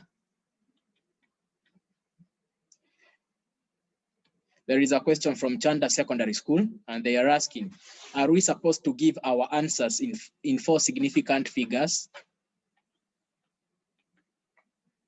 There is a question from Kamutanga Secondary School, and they're asking, what is hydrolysis?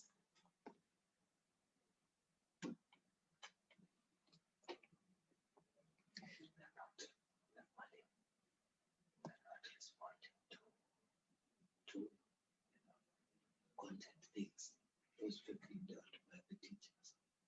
We deal with the do's and don'ts of the exam. Yes, so thank you for those questions.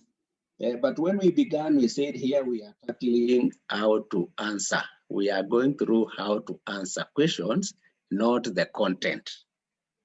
Caldera lakes, these are lakes that are formed through volcanicity, that broad-based depression that develops at the top of a volcanic cone.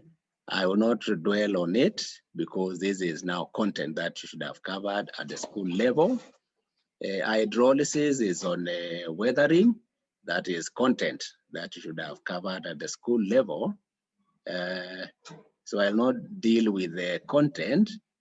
Maybe the one I can answer is about the significant figures, the 4-figure significant figures. I don't know whether this is about giving bearing. Significant figures, if it is giving bearing, we have the 4-figure, the 4-figure and the 6-figure. The 4-figure and the 6-figure. When you are told to give the 4-figure, this one you just confine yourself to the 2 digits of the easting and the 2 digits of the northing. Start with the easting and then you go to the northing. Easting is the vertical grid lines, while northings are the horizontal grid lines. We start with the easting, then followed by the northing. You can even use some mnemonics to help you remember the order. To help you remember, like Edward and Diku. E for Edward can start for the eastings, then Diku for the northings.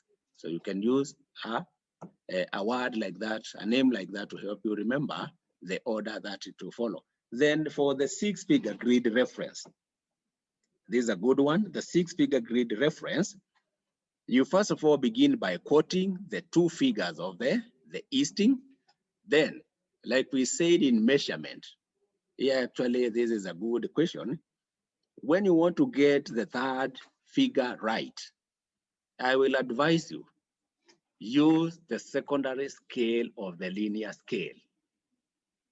There's a linear scale just above the T, which shows, don't go for the one in miles, go for the one in kilometers. It has the one marked in intervals of 2 millimeters, approximately 2 millimeters, which is on the left. That is the one we call the secondary scale of the linear scale.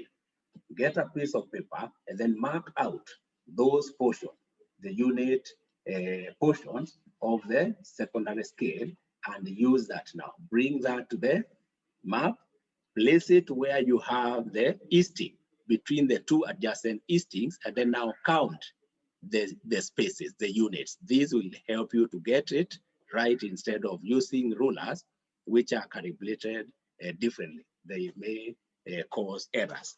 So the issue of content, the caldera lakes examples, they are there. So I will just advise you to revise your work. And hydrolysis, that is weathering in Form 3. So I'll refer you to that. Unless you did not get it right, that is when we can now come to it. But that is content work, which you should cover with the teachers. Thank you. Okay, there is a question from CRE Secondary School, and they're asking, is grammar considered in geography? There is another question from Iluvia. Will I be right to say the specific time for longitude 0 is 12 noon and longitude 180 degrees is 12 midnight, based in my argument that once you cross to the east from west, you will gain a day and vice versa. Is it true? Kindly. There is another question from Iveti Ilse, and they're asking, are you penalized if you write answers in question paper? There is a question from Moore Farm, and they're asking, is there penalty in short and precise answers? Okay, thank you. The issue of grammar, we had dealt with that, but let me repeat. Grammar, remember, you are expressing your answer. So if you put it in a format that it will not be clear to the examiner, you will not get marks. So let's get our grammar right. so that we get them the marks. The only and spelling of terms is important.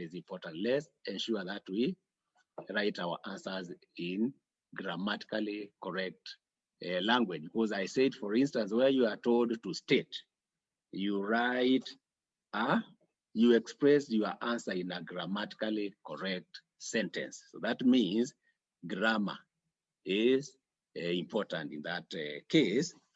And then there is one who is asking about showing the time when you are showing latitudinal and longitudinal extent. No, these are two different things. Time is used when you are told to calculate time between 2 points that are identified in the globe. And here, you don't have to indicate whether it is in the west or is in the east. The question itself tells you where that longitude is. Is it in the east or is it in the west? So yours is just to show the time.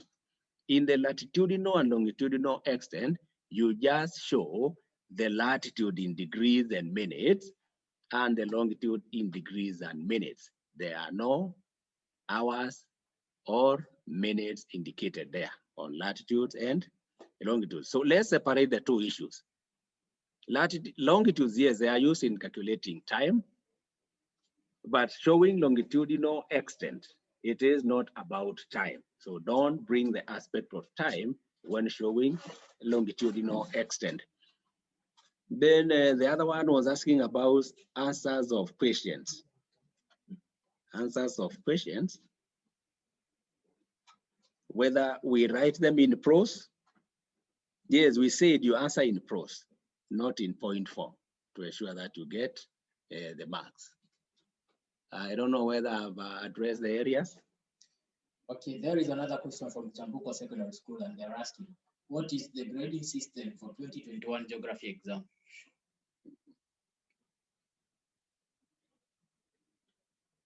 Now, grading system does not come earlier. It comes after marking has been done. Okay?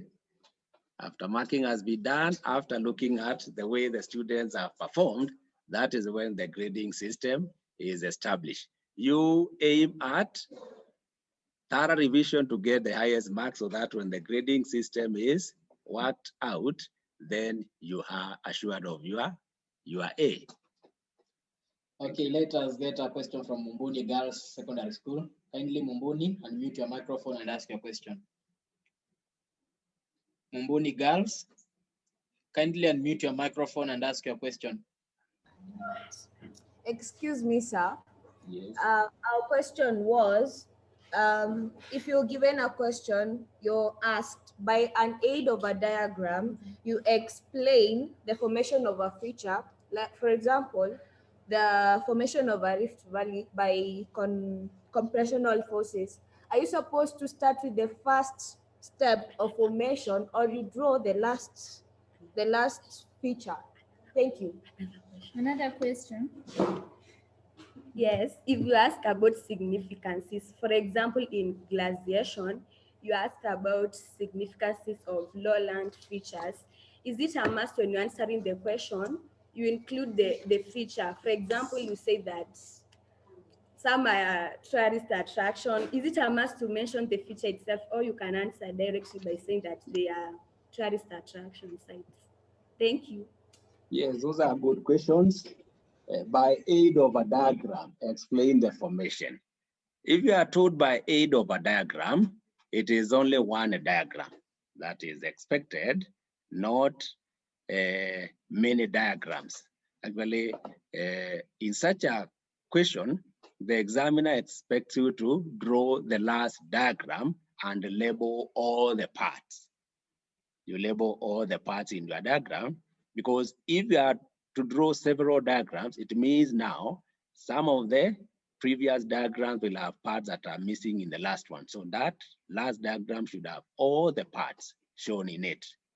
Like if it's formation of fold mountains by convectional currents, then we will see the last diagram, which now shows the fold mountains having formed with the geosyncline, which has changed into a sea or an ocean, with the the curved, the sagging cyma layer, that is the oceanic crust, and we see the forces and the convectional currents that have been triggered by the sinking of the sediments into the mantle. So we will label all those parts. We need to see all of them in the last diagram.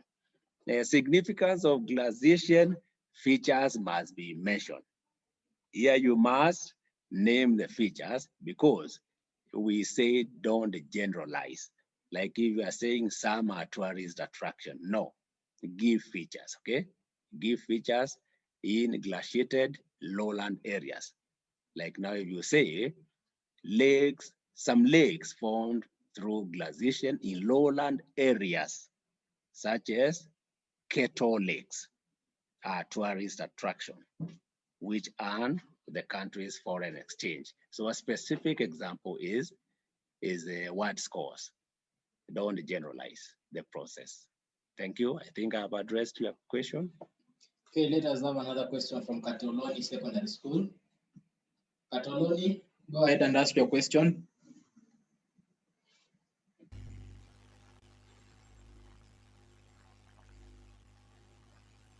Katoloni? Katoloni? Let me just go to another school. Let us have a question from Kwandanze. Kwandanze, go ahead and ask your question.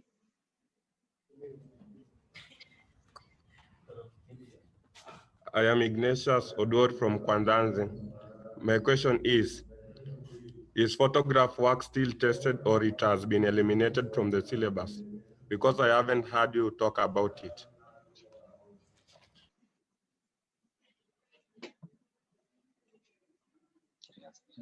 Okay, thank you, Ignatius. Photograph work is the paper 2. That's why I did not talk about it. I was dealing with the paper 1. So photograph work usually comes as question 6. Question 6 in paper 2. Question 6 in paper 2. Unless there's something that you want me to clarify on it, but that was not my area of concern today. Okay, St. Valentine's, kindly ask your question.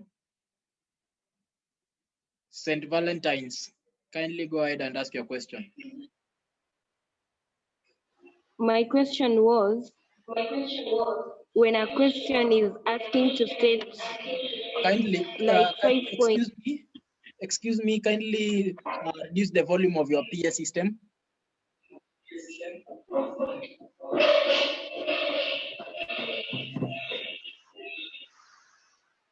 My question was, when a question is asking to state like 5 points, then you answer 3 points in a descending order, and later remember the other points and write it to the right side. Will the examiner mark from left to right or in a descending order? I'm not getting you clearly. Is it a question on description? You are trying to describe a feature? When you're told to state. Yes, state. Yes, when you're told to state on courses like.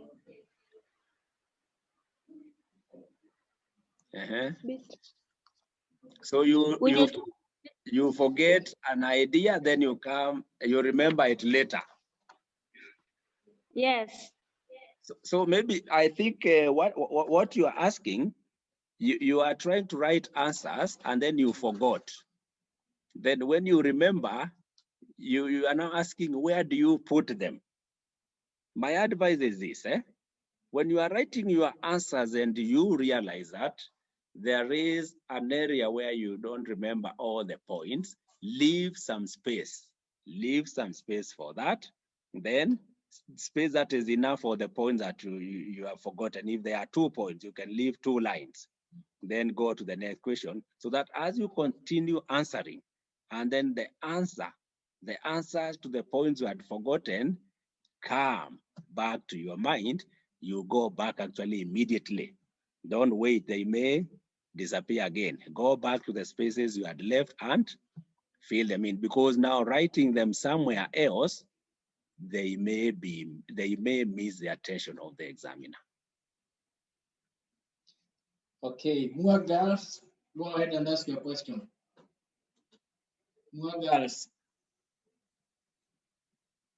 More girls, kindly. Yes. Yes. Yes. Hello. Yes, go ahead and ask your question. Yeah. When you're in map work, when you are to draw a rectangle, when you are to draw a rectangle, and Yes, you're map to draw reduction. a rectangle measuring 15 centimeters by 10 centimeters to represent the area enclosed by eastings 90 and 100 and northings 50 and 60. How should you go about it? Yes, Another question.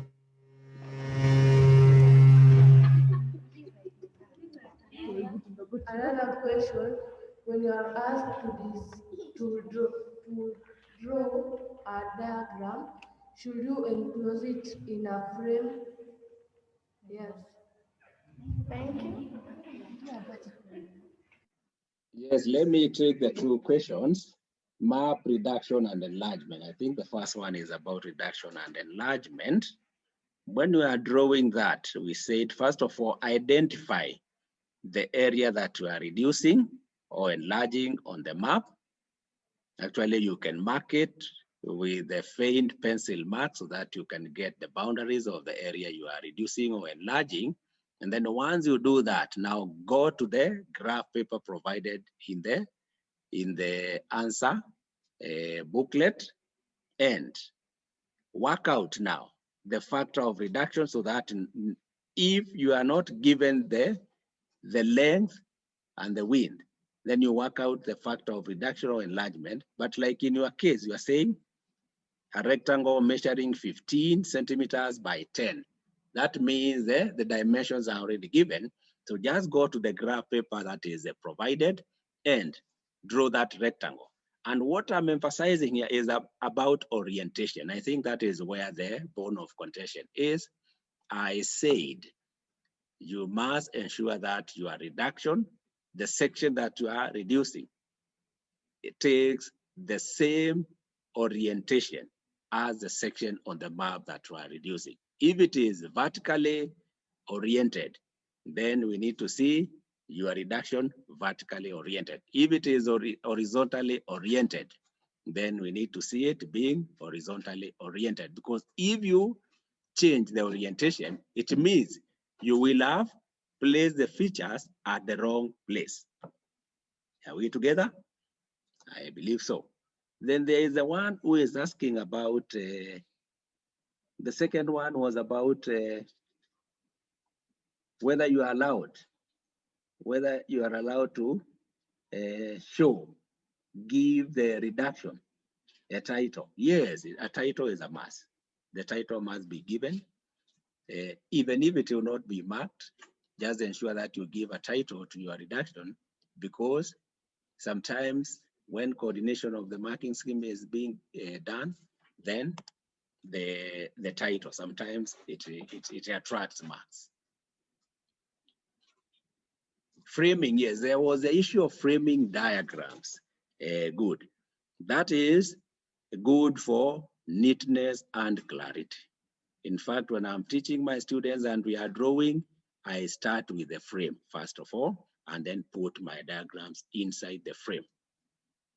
Because if you don't use a frame, they will spill over, spread, and will not appear neat. The neatness and clarity that we talked about in Form 1 about sketch diagrams, we say they should be enclosed in a frame. So do the same in the exam when you are drawing the diagrams. Okay, let Kamotanga Secondary School. Kamotanga Secondary School, kindly go ahead and ask your question. Kamotanga.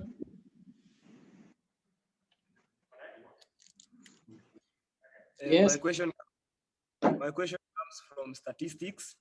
let's say you are given large quantities and you are not given a scale. You choose a simple scale and you use it to break the quantity in small numbers. For example, you are given 10,000 and you use a scale of 1 centimeter to represent 5,000, you will get 10 centimeters. My question was, are you going to write the 10 centimeters or the 1,000 on the axis? Thank you.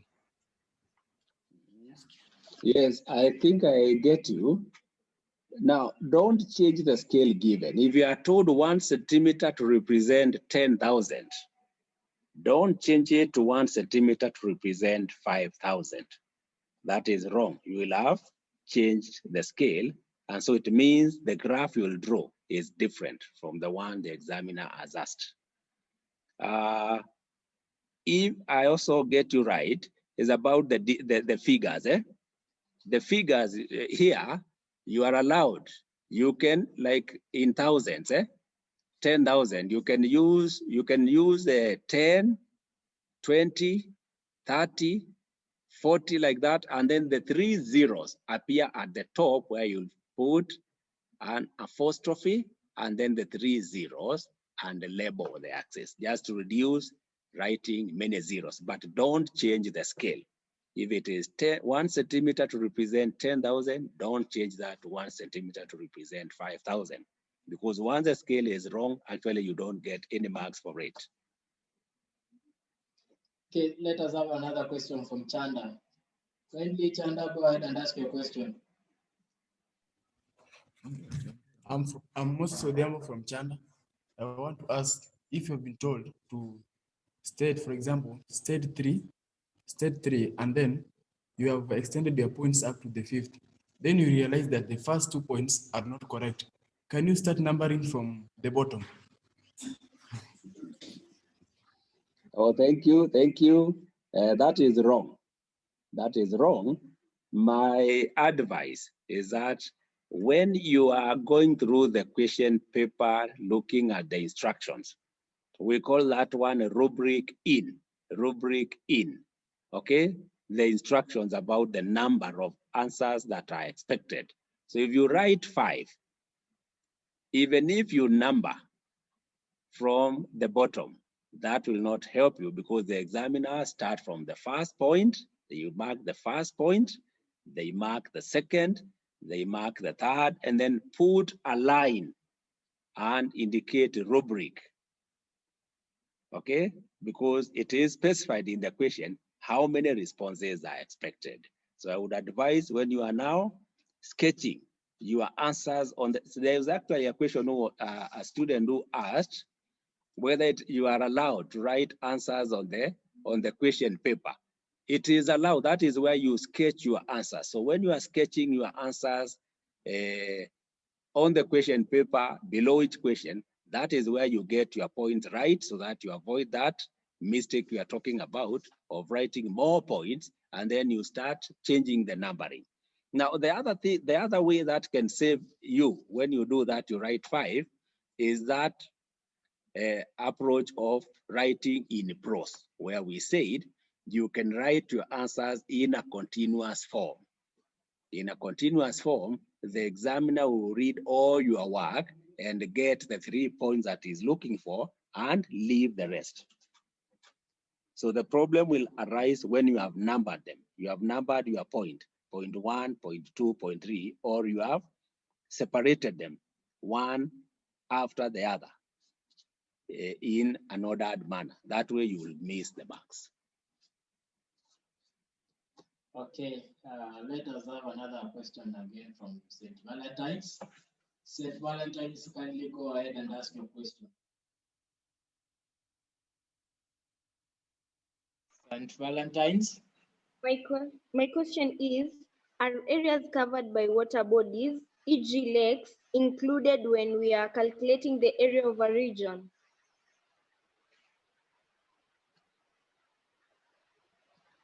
Yes, if you are calculating area of a given region, unless otherwise stated, if the examiner not tell you exclude the water bodies, you determine the area of the whole part that the examiner has told you to determine. Remember, the water body occupies the surface of the earth. It occupies the surface of the earth. It is in a depression. So that means it is occupying land. So it is occupying an area. So that is why if you are not told to leave out the water body, you determine the area of the whole of that section that is given. Katoloni, kindly go ahead and ask your question. Katoloni.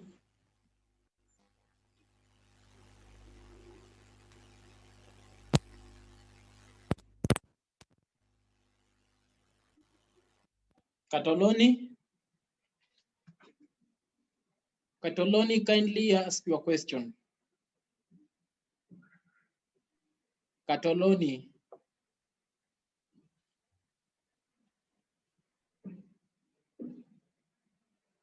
Okay, let us have a question from Kasinga High School. Go ahead and ask your question. Yes. My question was here. And what if I have a very long answer? It can't fit on that paper. Where will I write? Kindly come up again with the question.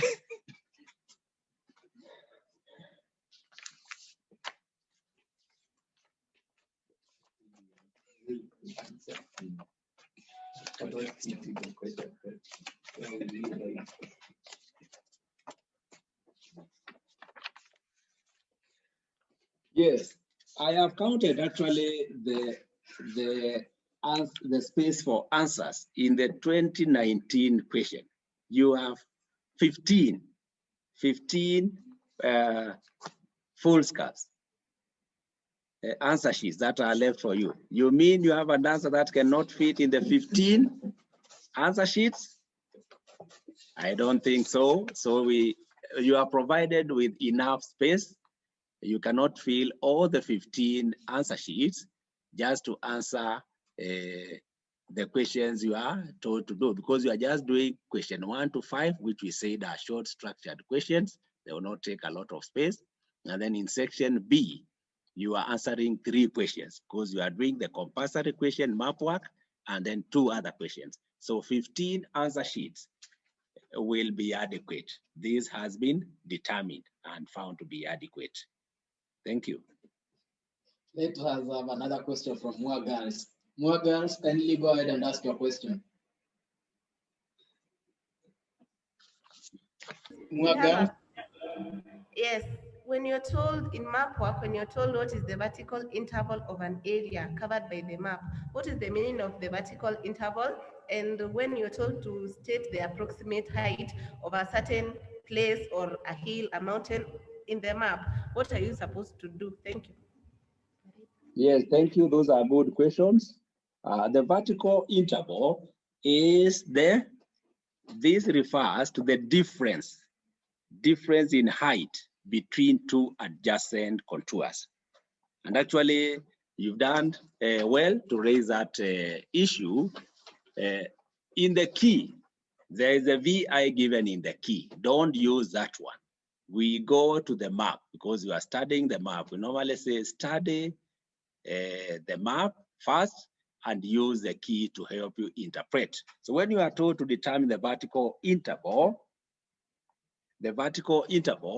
go into the map and identify 2 adjacent contours with the values and then get the difference between them. Like now, those who could be having the Yimbo map, grid square 3684. Grid square 3684, we have 2 adjacent contours there, 1180 and 1200. So now get the difference between those 2. So just subtract 1200 minus 1180. That will give you 20. And then you check the units for the VI in meters or feet. Just above the key, you are given the units for height there, height in meters. So once you get the 20, you say the vertical interval is 20 meters. So use the difference between adjacent contours in the map to get the vertical interval, which is also called the contour interval, not the one given in the key. Because remember, the key, it contains just conventional symbols.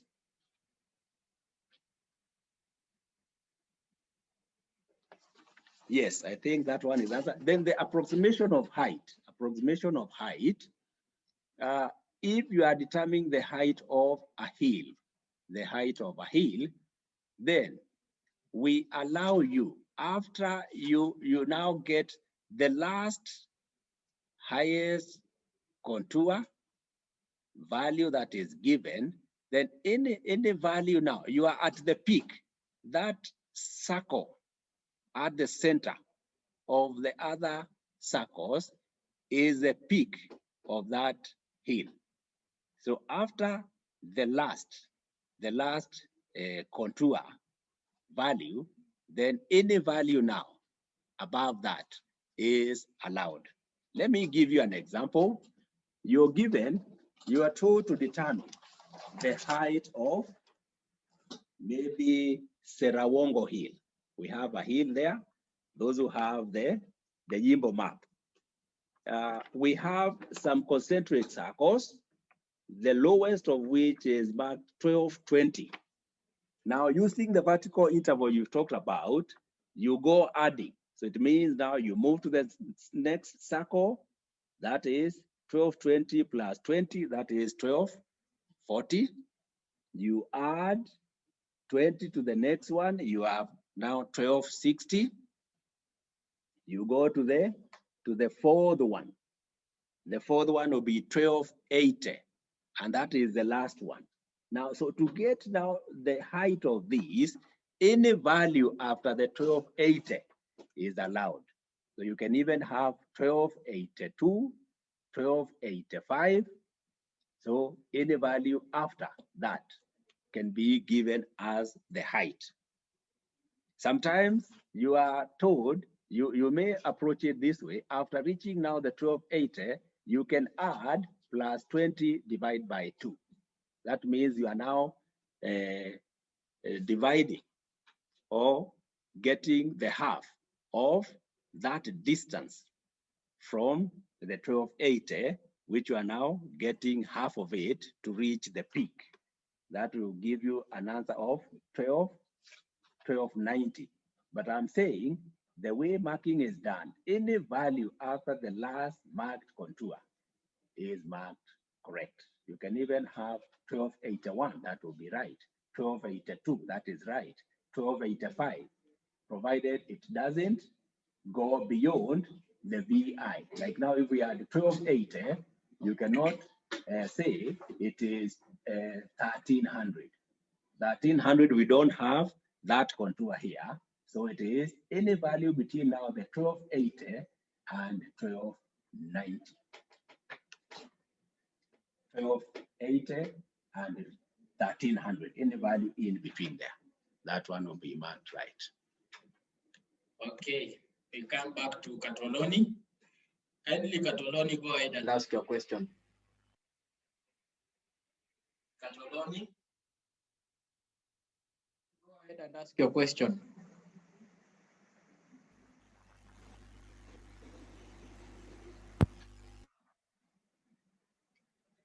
Line on climate.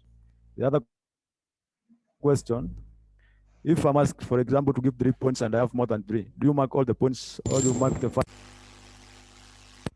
If you are told to give 3 points and you have more than 3, confine yourself to the 3. Do you mark all? If I'm asked to give 3 points and I have more than 3, do you mark the first 3 or you mark Yes, all of them? You have even answered yourself. We mark the first 3. That is what I was calling rubric in. Every question has its instruction. So this one is a closed question. You are given the number of responses that are expected by the examiner. He expects 3. Confine yourself to 3. Because if you have more than 3, even if you have another 10 and you are writing the other 7, you are just wasting time. which we should spare for another question, just stick to the number given. Just stick to the number given, because the examiner will just mark the 3 and put a line, write a rubric, and leave the other 7.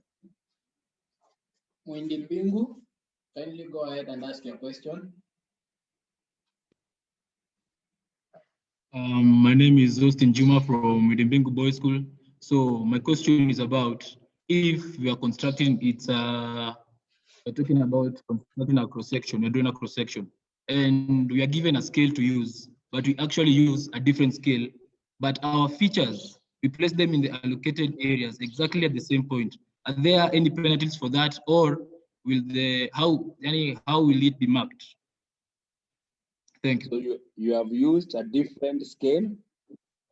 Yeah. And then the features are the right position. You see, if you use a different scale, there is a problem here. There's a problem because if you use a different scale, it means the size of your line will be different. So even trying to locate the features, they will not come at the right, to the right position. Okay? Actually, in cross-section drawing, the scale is the guiding principle. The scale. Once you get the scale right, you will get, because now the only other position like in your position where you can score, if you use the right scale, it means your line will have started at the right point and ended at the right point. Okay?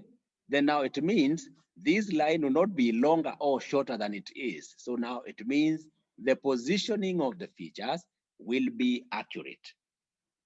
In fact, you may draw the correct frame using the scale, and you are not able to get the starting point right, the end point right, and you have a line there joining the starting and the end point, and then now the positioning of the features asked is correct, you'll get it.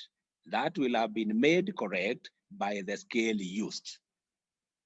So getting the scale right in cross-section drawing is key. Okay, we are going to get the last 2 questions.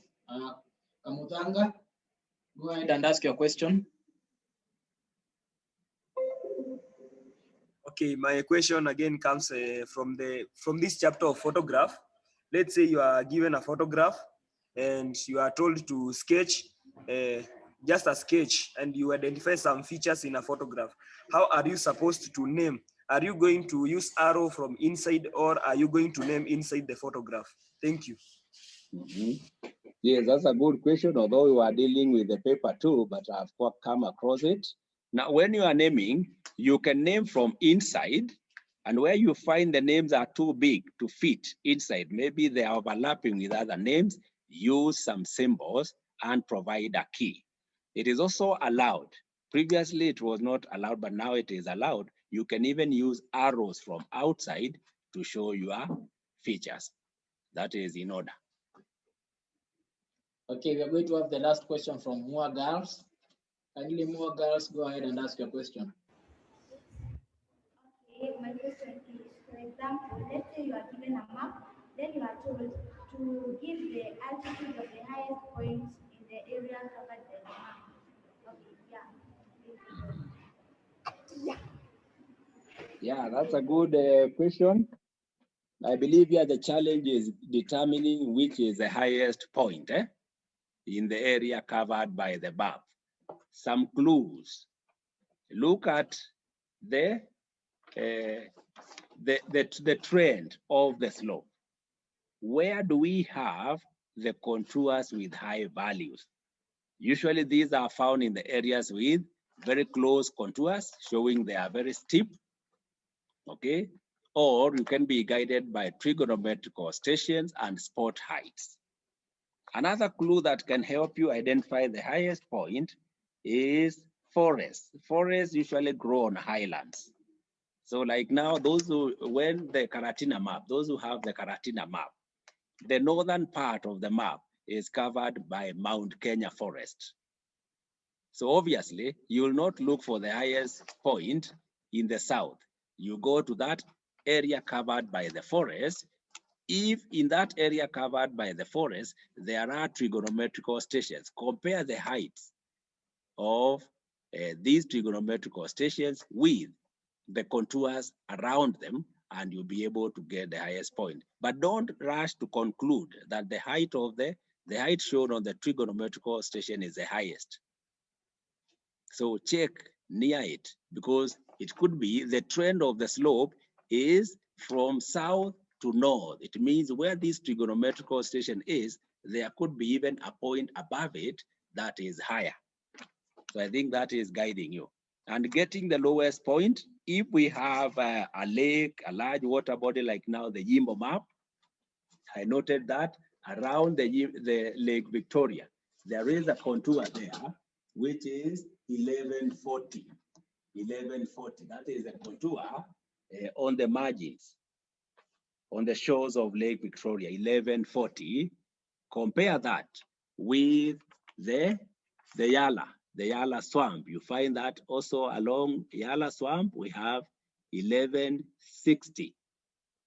1160. So meaning that the lowest part is this one on the shores of Lake Victoria and Lake CRE, which is 1140. That way, if you have a lake, a large water body, a lake, a sea, an ocean, because this is now the lower point where the rivers are pouring their water into, that can guide you. If it is a swamp, the existence of a swamp, compare the height of the swamp, the contours around the swamp, with the other parts, and you'll be able to identify the lowest point in the area covered by the map.